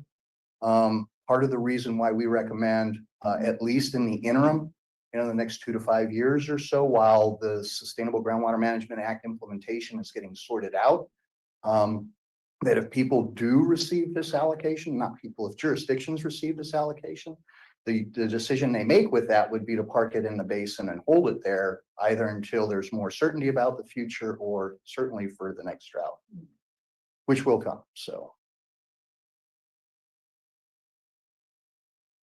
Any follow-up questions for you? Okay, I didn't know. Yes. Again, the newcomer, can you talk about the difference between the water that was, you said the water made available for the base project is different than the water made available for the expansion project? How is it different? Yeah, and so in the base project, there were quantities that were assigned to Monterey One Water and then reassigned. And so, for example, there's a quantity of water, I think it's about 650 acre feet that's made available in the summertime as an example. And there are other locations under the new source supplies that the Water Resources Agency, who holds the permits, the state board permits for that water, allows M1 to use. And so Blanco Drain, Reclamation Ditch, those sorts of things. And so there are specific quantities that are assigned to Monterey One for the base project. The big variable is, the potential effect of hydrology or regulation on those new source supplies. That's one variable, certainly. But the biggest variable really has to do with the historic availability of the excess wastewater. And in the summertime, the vast majority of that water has been used in the Castroville Seawater Intrusion Project. What the expansion project is looking for, and it's been characterized as a peaker plant, which I think is fair, is that availability, that historic availability of water in the wintertime, right? And it's foreseeable that there will be some of that still there, but it's also foreseeable that fall through spring demand for the 180-400 will change as people conceive and implement projects to better manage that natural resource that's there. I have a question. You have a question? Yeah. Go ahead. So are there any such projects on the horizon being planned or to make use of more of the wastewater? So there are a number of feasibility studies underway that the Salinas Valley Basin GSA is directing. I also know that Marina Coast Water District is looking at projects. They're looking at a deep aquifer injection well as an example, and other projects. So do we have something in front of us today? No. Will we in 2 to 5 years? I suspect we will. Yeah, you're just really beginning to see that sense of urgency in that community that hasn't been there before because they haven't had to face this mandate before. They haven't had to face the possibility of land fallowing before. And so there are just dynamics in play today that have just never existed. All right, Kate, and then I want to make a comment and we'll close this discussion. And this might be a question for Dave or someone else, but just to be clear, the need for the 180-400 is a very large number of acre feet, and the amount we're talking about is a small portion of that. Can you just add some numbers? Sure. So as I understand it, the imbalance in the 180-400 is in the order of about 20,000 acre feet. And so if you look at all of the water that, Pure Water is using now, you're looking at almost 6. So about 1/3 of the solution could lie there approximately. And that will change, again, depending on year types. This was a very favorable year type where because of the wet winter, we were able to divert a lot of water from the river. And so we will rely on that when it's available. And there'll be opportunities for Pure Water to rely on recycled water because of that. But there'll be other, the next drought cycle will come along and it'll put a lot more pressure on the demand for that recycled water.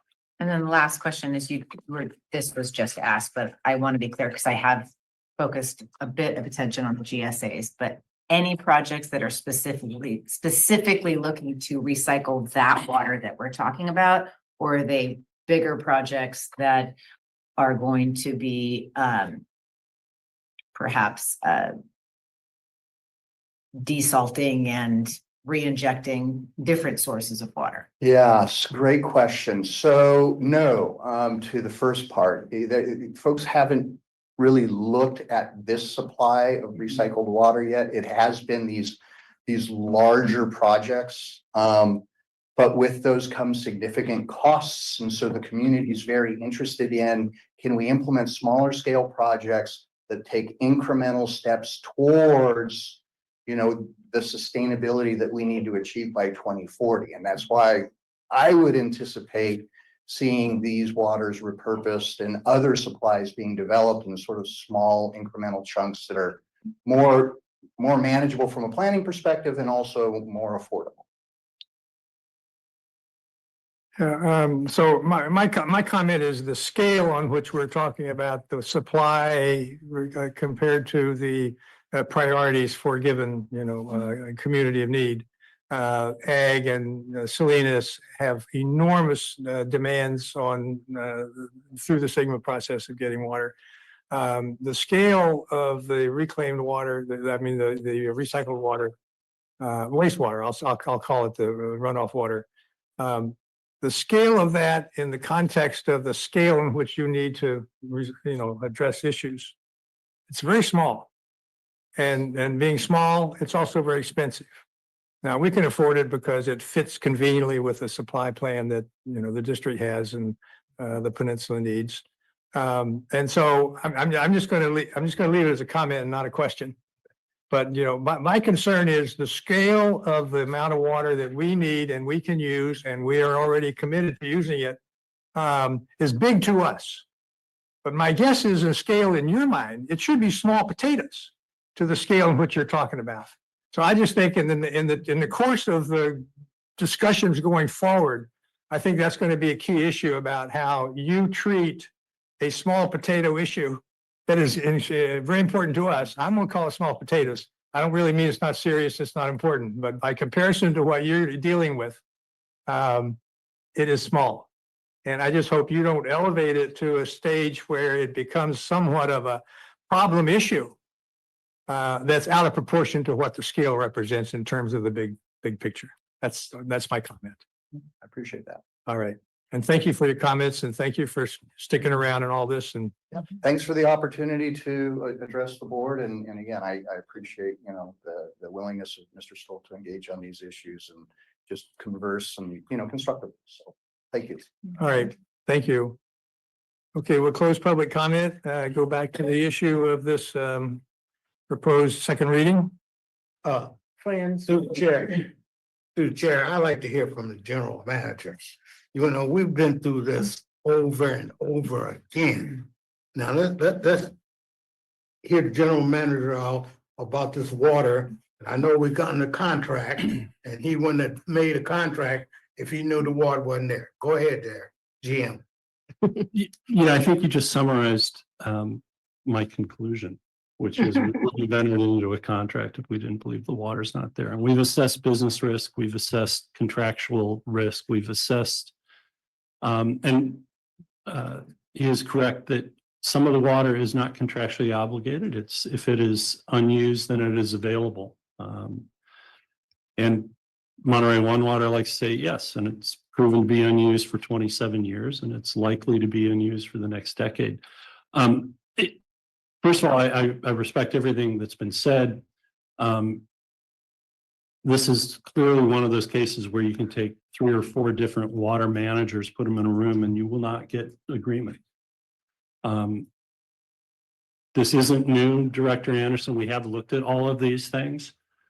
I heard the reference to it's been referred to as a peaker plant. Well, the inventor of the term peaker plant is actually the one who just used the term. It's been coming from Water Resources. We don't really view it as a peaker plant, although there's much surplus supply available in the winter months. That's when the wastewater is generally not used for irrigation.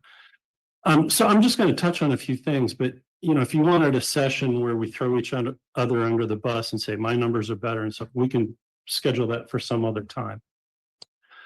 But the point was picked up on by a couple of directors that there are no plans in place. You won't find them in the preferred set of alternatives for the sustainability agency as the first plans out of the box to stabilized groundwater includes this water. They're not in the current project list. Is it 5 years or 10 years? It may be more years. That being said, there is an amended and restated water recycling agreement that dictates what's going on. There are different readings of that agreement between different parties. So we would say that there isn't a clear distinction between a base project and an expansion project for the use of some of the source waters. In this case, let's say the actual appropriative water right perfected by the group as a group that included the Water Resources Agency for the Blanco drain and the reclamation ditch. The base project was ultimately defined at a certain level, but it could have been bigger. It could have included 2250 more acre feet. The amended and restated water recycling agreement didn't truly speak to a difference in base versus expansion when it comes to some of the source waters. It was mentioned that the need for Sigma is 20,000 acre feet. It could be 25,000, and there's this is 6,000 acre feet of it, but really it's not 6,000 acre feet that the county could identify that says, well, really that's our water. It's a smaller number. So it's a portion of the source waters for the Pure Water Monterey project might be claimed by the county or reclaimed or taken back. And that is a very small amount relative to the need.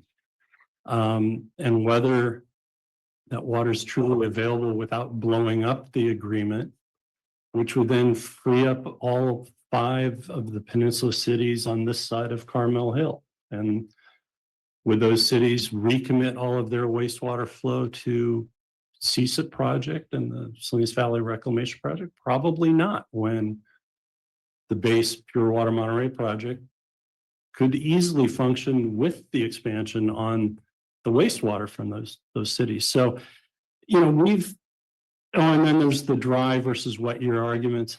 There was testimony filed by Cal-Am that, oh my goodness, you can't trust this expansion project. It's going to be worth 0 to 1,100 acre feet during a drought.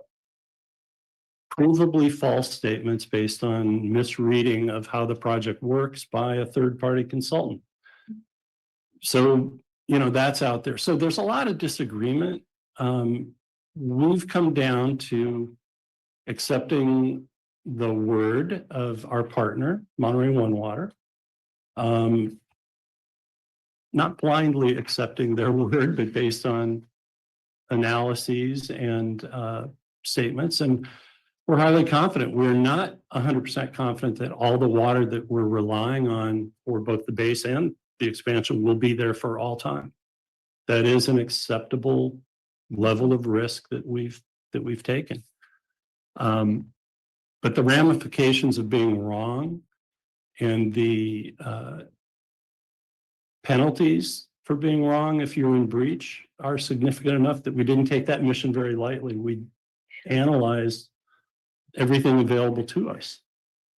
So that being said, we don't view this as a completely interruptible supply that you're going to have to rethink 5 years from now.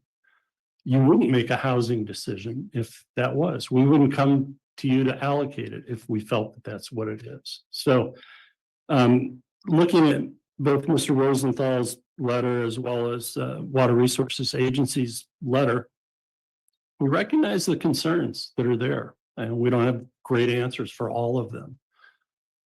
But the allocation numbers aren't going to change. So what we want to allocate to the jurisdictions, those numbers are ready today, or they're ready 2 months from now, or ready 8 months from now. That's all based on what do we use today? Where do we think we're going 25 years into the future? And those won't change. We're not going to be able to address the interruptible nature in the allocation process. You're either allocating water you think is going to be there, or if we as a board say, you know, we bought in, it's all interruptible, it's a house of cards. Well, it's a $70 million house of cards because we're building it. But that being said, if you wanted to change and say, we're not ready to allocate the water because we don't trust its availability, that is your purview. Or we could delay and come back. But the answers that we have for you aren't really going to change. Now, certain statements in these letters and previous letters, we were continuing to pull them out because these are going to be FAQs when it comes time to lift the cease and desist order. You know, her old boss is going to want to know, can you show me in writing? Can you answer these questions about the interruptibility? So we're continuing to try to answer the same questions have been asked or put out there for 2.5, 3 years. So these aren't new statements or new questions. And the questioner has changed. The form of the question has changed slightly, but we've been dealing with this now for about 3 years. So then the only other remaining question is, do you want to do land use? Because that's really what Attorney Rosenthal is asking you. And that's a decision that the board can decide, and we can defer for a couple of months if you want to develop a more rigid scheme, it may get challenged. Your authority to do so may get challenged. But we can certainly tighten up. There are those out there who think we have the authority, and there are those out there who think we do not have land use authority. But trying to say, oh, you can't use it for builder's remedy is kind of like saying, well, okay, we wouldn't have allowed you to not get your housing element done on time if you were going to put us in that position, maybe we should put you in the position of approving a housing element. So we can do these things. They may not withstand challenge, but that's what it comes down to. The allocations will not change if you delay. We're probably not going to adequately address these questions if you delay. But if you want to delay and tighten up land use, then we're getting into land use, but that's a decision you can make. I would like to see a little more discussion just from the board with your input and maybe if this were postponed for a month or two. I know there's no real urgency to make this happen today, except we've been working on it a long time and it's ready to go. But the questions that have been raised about land use policy versus water policy, I think we could all be a little more educated on that and informed about that. And that's all I'm saying is maybe there are a few items that we should have a little more discussion or openness or just familiarity with and go forward after getting some of that information. Well, and I would like to hear from Fran, if she has anything to add on the land use authority aspect of these things. If she feels prepared to make any comments. Yes. She's nodding yes. She had that kind of look going anyway. So. Would be very helpful. Thank you, Dave, and through the chair, I would say that we have had, the water district has had our head handed to us in the past if we have tried to be involved with land use planning. That is not our purview. Our purview is water management, water supply. And if you look at your monthly allocation report, you will see that all of the water we allocate is associated with projects. It could be an entitlement that a private developer has secured, such as September Ranch or Mel Paso, Mr. Eastwood. It could be through our Peralta project, and you'll see Peralta and pre-Peralta. Peralta was a well that we did the initial research on, and Cal-Am drilled it. And from that, we decided that there was a percentage of that water that was available for allocation.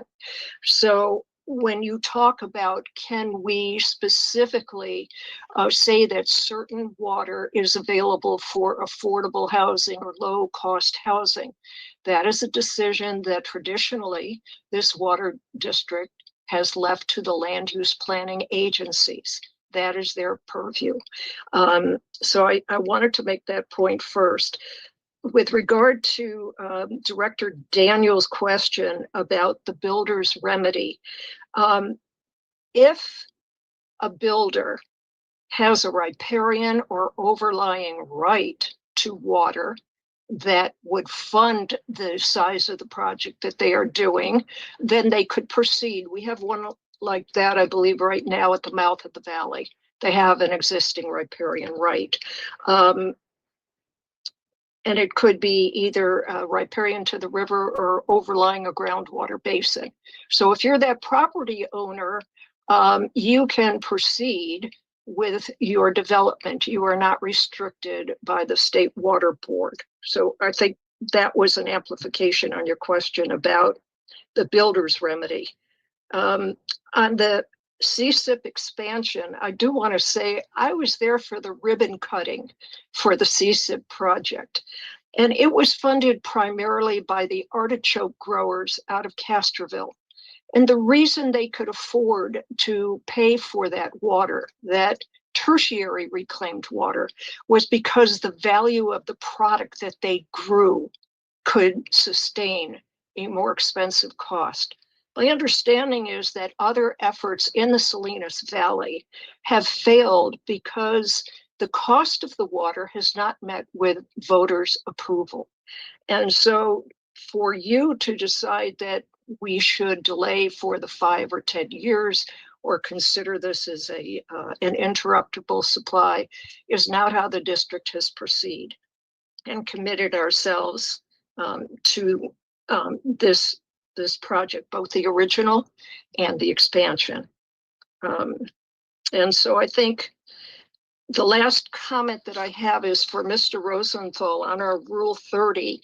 And this goes back to my comment that the water district allocates water. We do not make land use decisions.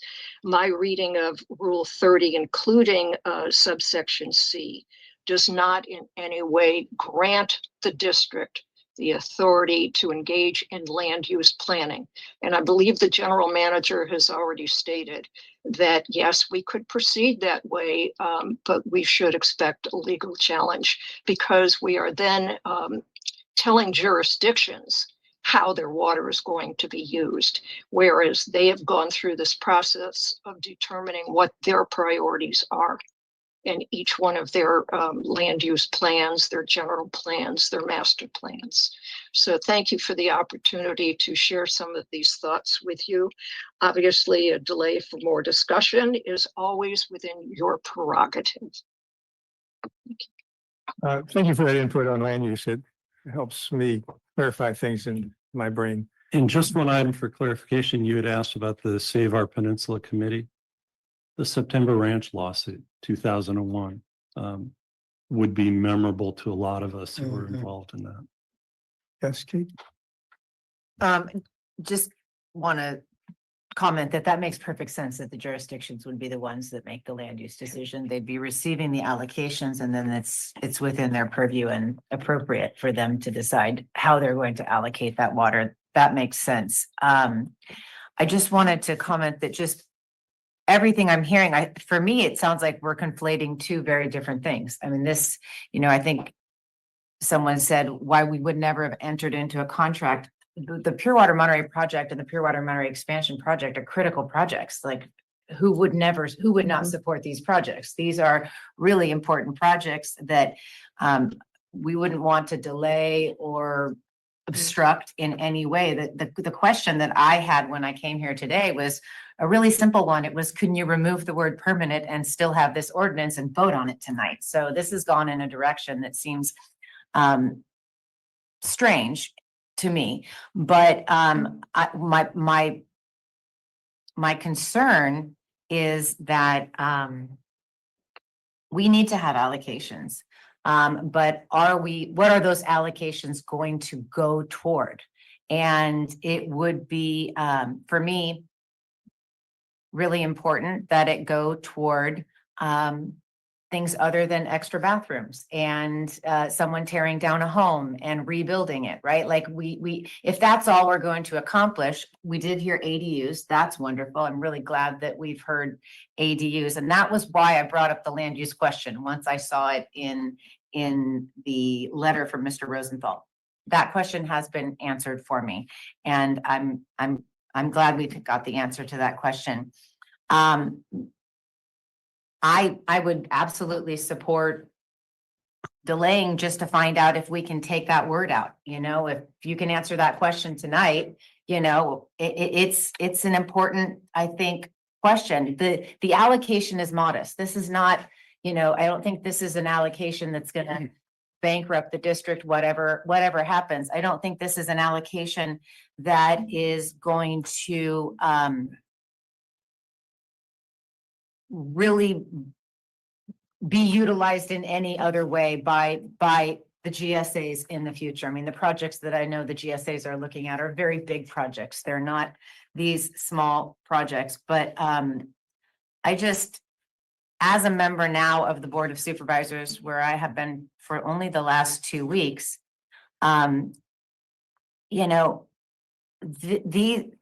might be, when I read this letter, something better for us to do with that allocation once we get that allocation to the jurisdictions, this suggestion of sort of banking it. I mean, I want to see these allocations happen. But I also don't want to open up the opportunity for, when I guess this wouldn't happen unless these meters were put in place, and that's going to require the cease and desist order, some of these builder's remedy projects to move forward. I wasn't necessarily saying have the allocations and they don't go toward the builder's remedy, and I definitely wasn't talking about the riparian rights that some of these projects have that are moving forward. But I have questions, and those are them, and it's been a very long day. I'll leave it there. Thanks for all the, go ahead. I'm going to cut this conversation short, so. I'll try to be very brief. On the question of deleting the word permanent from the ordinance, I actually suggested it after the first reading, after the meeting. It doesn't matter if we call it permanent or not. It really makes no difference. Nothing is permanent in a sense. I mean, all projects have a certain life, and climate may change, all sorts of things may happen. I know why the word was put in there, because we're talking to the State Water Board because we want the CDO lifted, but it makes no difference really whether we characterize it that way or not in terms of what we're trying to do. So I'm fine with taking it out. I'm gonna differ because I agree. I'm fine with it. My text from Stephanie says she's fine with it. I do have a little dissonance over it because if I'm approving a housing start against this water, I want to believe that it's permanently going to be there. That being said, would I have told you 50 years that Lake Mead is a permanent water supply? Yes. Would I have told you 6 years ago? No. Would I tell you today? Probably yes. I mean, so water supplies do have kind of a changing characteristic to them. We can live without the word permanent, but we are, some element of it is permanent. When we did this exercise, we said, hey, there's a surplus before a desal plant even comes online of 2,500, actually 2,559 acre feet. Let's hold back 1,000 acre feet. Well, part of the reason for that 1,000 was, let's see what happens. Maybe it's permanent, or its actual yield is going to be something a little less than 2,250 every year. So part of the reason to hold some back and then only give about a third was, let's see what happens. But yeah, we can drop the word permanent from the findings and elsewhere. We did change the staff report to read could lift the CDO instead of will lift the CDO. So we're already trying to make concessions to the different parties that think things are not permanent. I just want to, I think there's a closely related issue that people are confusing intermittency and seasonal variation with unreliability or unavailability. And those are really not the same at all. We have our ASR project, right? Captures some of that excess water in the winter, injects it into the aquifer. You may think that peaker plant analogy for the pure water Monterey expansion doesn't totally fit, but wouldn't it use rely more on water during the wet months when we have more wastewater, more runoff? So it would be kind of in between the ASR and the base project. It would be somewhere in between in terms of using a good deal of excess runoff, right? Maybe more than the base project. But it will be providing water year round. So that's the difference. It's not just run for 4 months and then shut down. Yeah, so it seems like it occupies a place in between the base project and ASR. And to be providing, it may be injecting just more during the wet months, but providing water year round. And after all, it's all going into the aquifer for storage. So that helps so much with the seasonal variability and Right. drought years and all of that. So intermittency, variability, seasonality, that's just, I don't want people to be misled into thinking that that means it's not reliable or it's not available. Well said. That's the water business. Yeah. I'm gonna close the discussion, unless somebody absolutely jumps up and down to say, please, please, please. Just my comment is I'm satisfied that the land use issues are clarified enough for me, so that's not gonna hold me up. Mm. I think the issue of permanent is one of semantics more than projecting chronological events into the Mm. future. We based our whole water supply pure water Monterey expansion on the fact that these supplies are permanent enough to make plans on. And so I Yeah. would like to, I'll make a motion that we approve the second reading of this ordinance. Now second it. Thank you. Through the chair, is there any addressing the word permanent in your motion? Is No, there room for comment on the motion? sure, absolutely. The comment would just be that this is clearly an issue that is of concern to the Board of Supervisors, who I think we can assume sent this letter. And that the issue is, I think it was stated very well stated just now, that interruptible is being used in a way that might not be. There's a better way to describe what happens with water supply, and I really appreciate what was just said. But the concern is that, well, the concern, if I were just to reiterate what Mr. Stoltz said, is that these questions are going to come up and up and up. So if you're going to not remove the word permanent, then I think it's really time, not just to feel like you've answered the questions, but to actually like put together a document and answer the questions, because they're questions that are coming from the Board of Supervisors. They're questions that if we don't just answer them, they're questions that are coming from Senator Laird. We're going to keep Thank you getting very asked the much. same questions, and they need to be answered. Well, are we supposed to be Merriam-Webster on defining a word that? You know, Yeah, not everybody's read all the testimony, not everybody's read everything that's addressed the issue, so it's That's a- understandable that not everybody has the same working knowledge. Yeah, people keep asking the same questions and we keep answering the questions. We've answered them over and over and over again. The most complete answers, I guess, are in the testimony submitted to the CPUC in the supply and demand proceedings. And I'm sure many other places, many interviews and so on. We have answered those questions. And we still have areas of disagreement where, ours predecessor wrote a letter and we said, well, we disagree with your interpretation.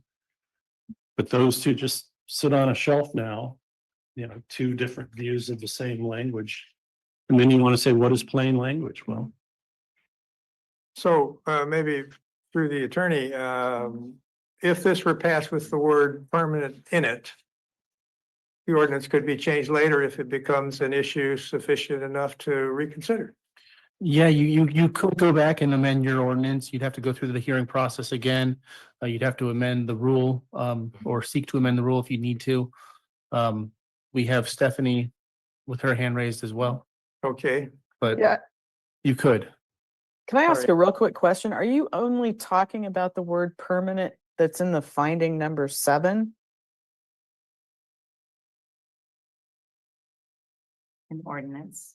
In the ordinance? Isn't that the one you're talking about, Karen? It's Yeah, number 7. in Okay. pertinence. And that is the finding. So it's not going in our rules and regulations. It just.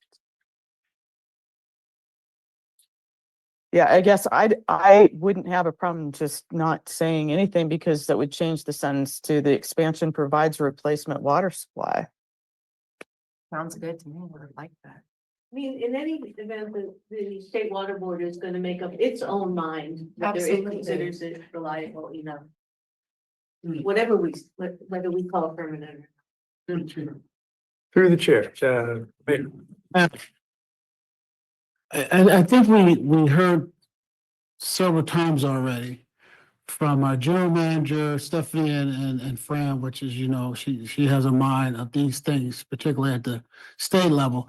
She said they all agree that the word permanent doesn't take away anything from what we're doing. And so if that's the holdup, if that's the limb that we would put ourselves on without the structures to support of maybe the Board of Supervisors or some other groups, then why would we put ourselves in that position? And the answer is not to, well, when it becomes untenable, because the support system around us is saying they don't understand, they don't agree with the permanent wording. And we're hearing right now, we don't need the permanent wording. That does not stop anything that we're doing. I don't know, like down the road, where would that word permanent get us? If, like, I think someone just said that the state will make their own independent judgment, whether that word is there or not.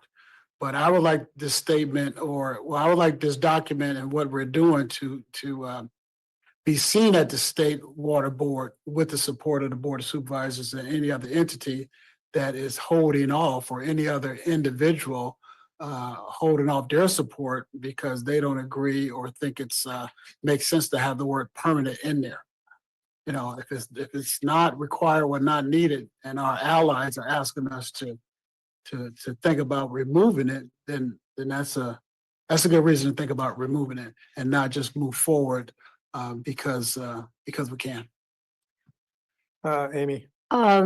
I hear Director Daniels asking us to remove it, but we have been asking our general manager for at least a year, going out and, well, more than a year, and telling people, selling what we're doing, with this project, how the water's being allocated, because we're calling it a permanent project.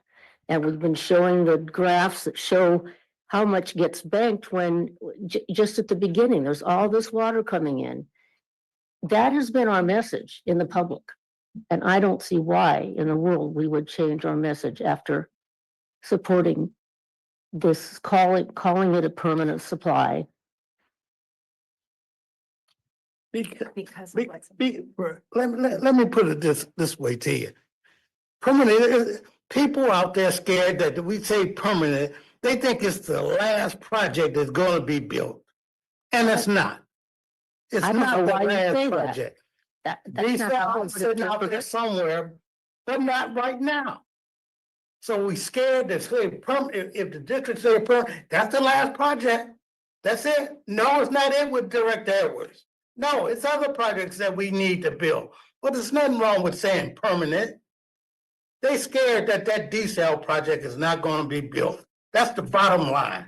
I'm sorry if I sound like I'm yelling, I'm not.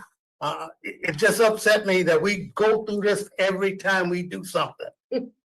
or perhaps, if I may, every time there's someone new, and I want to just say for myself, my concern, Amy, or Director Anderson, to reiterate your question, it was like, why would we take the word out after we have been out there talking about this as a permanent water supply?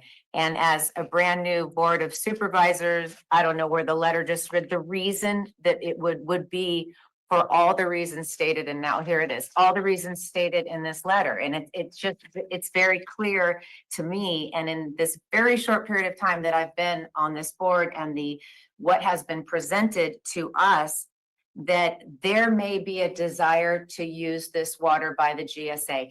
I wouldn't even say 5, I would say 20 years, okay? 20 years from now, they may figure that this is gonna be part of a state mandated requirement to deal with the 18400. And so it's literally a matter of for lack of a better term, who has the first right of refusal to that water, and they might want to take it and recycle it. Do I think anyone is going to do that? Absolutely not.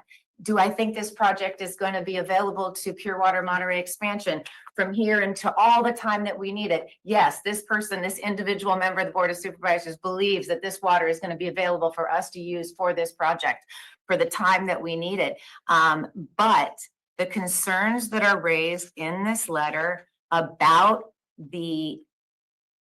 basically the other hands that are in the pot, namely Marina Coast Water District and Monterey Water Resources Agency, have some rights to it. They have the opportunity to take it and recycle it and use it. And if I'm wrong, let me know. And so it's just for me, after being exposed to what I've been exposed to, could we just take the word out and not be in conflict with the Monterey County Board of Supervisors? That was my only request here tonight. And it's gone in a whole different direction. And I know everyone's been working on this for a number of years. I think we're all in agreement on the project, on the need for allocations, on the modesty of the amount that we're allocating. But that would be the reason, not because I want the desal plant and I'm involved in some other, well, I've been blamed to be involved in lots of conspiracies already today. So I'll just leave it at that. I'm going to modify my motion for the reason to remove the word permanent from the finding number, whatever it is, 7. This is the rest of the ordinance does not have the word permanent in it. And this would satisfy some feedback issues around the word permanent. And since we can live without that word and we can proceed tonight with this second reading, I modify my motion to approve the second reading, excluding the word permanent from finding number 7. Is that seconded by the? No. Okay. Get somebody else to second that. No. I'll second. Roll call. Director Anderson, No. Director Lindor, Yes. Director Paul, Yes. Director Daniels, Yes. Director Edwards, Yes. Vice Chair Oglesby, Yes. Chair Riley. Yes. Motion passes 6-1. Well, that was interesting. I think we have one more item. Thanks for the board engagement though, and including the audience. I think it was a good discussion and anyway, and just exploring various aspects of that. Anyway, item number 17 is board committee assignments. Who has that? This is basically my recommendation for committee assignments in the coming year. If there can be changes, if there are choices to be made or trade-offs even tonight, but I hope we can approve this as submitted. Anyway, open for comment. 77. 77. Page 77. Oh, Page 75. way back. Or- 77 is the list. Yeah, 77 is a list. Yeah, the list on, yeah.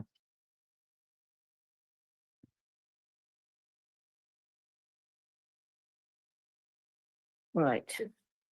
I didn't really know what kind of schedule Supervisor Daniels would be on. And so that was the most speculative appointments that I could make. Is it a Zoom meeting or is it an in-person meeting for the finance and administration? That's the only one that's in person Finance. as a committee. Yeah.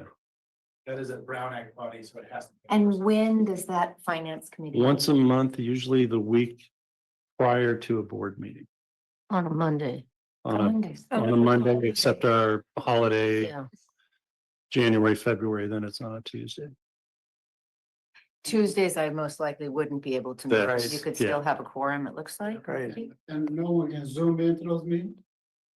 We- Member can- Yeah, I think, So Finance and Admin Committee is a Brown Act body, so Understand that. but you would have to do it where it'd be noticed on the meeting and have your agenda posted and available for public comment in that location. yeah, the difficulty for her time of day, she'd be in the middle of county business anyway. Well, there is an alternate. Yeah. So, you know, It's that only- works. yeah. And that's the only in-person, all the others are by Zoom. And legislative advocacy meets. Infrequently, but Quarterly via Zoom. Great. and that's why we have alternates also. So if there are any other comments or questions without them? What do you do? We need a motion to adopt. Well, it's my motion. I'll move to adopt. I'll do it, Chair. Thank you. I move that we adopt the chair of appointments. Full committee appointments. I'll second that. And you just need a voice vote. Yeah, right. Okay, all in favor, say aye. Aye. Any opposition? No. Thank you. That passes. No other actions, no other things on the agenda for, unless, Through the chair, can we close this meeting in honor of Zan Henson, who passed away last year in December? Oh, my Oh. Attorney Zan Henson Yeah. passed away last year. former member of this December body, 1. former chair of this body. That's right. I served with him on this board during those times. So Yeah, we could should. we please close the Sure meeting will. in his honor? And was also involved in Save Our Peninsula Committee against September Ranch, believe it or not. Yeah, yeah. Yep. Okay, in honor of the passing of Zan Hansen, we will adjourn this meeting tonight. Thank you.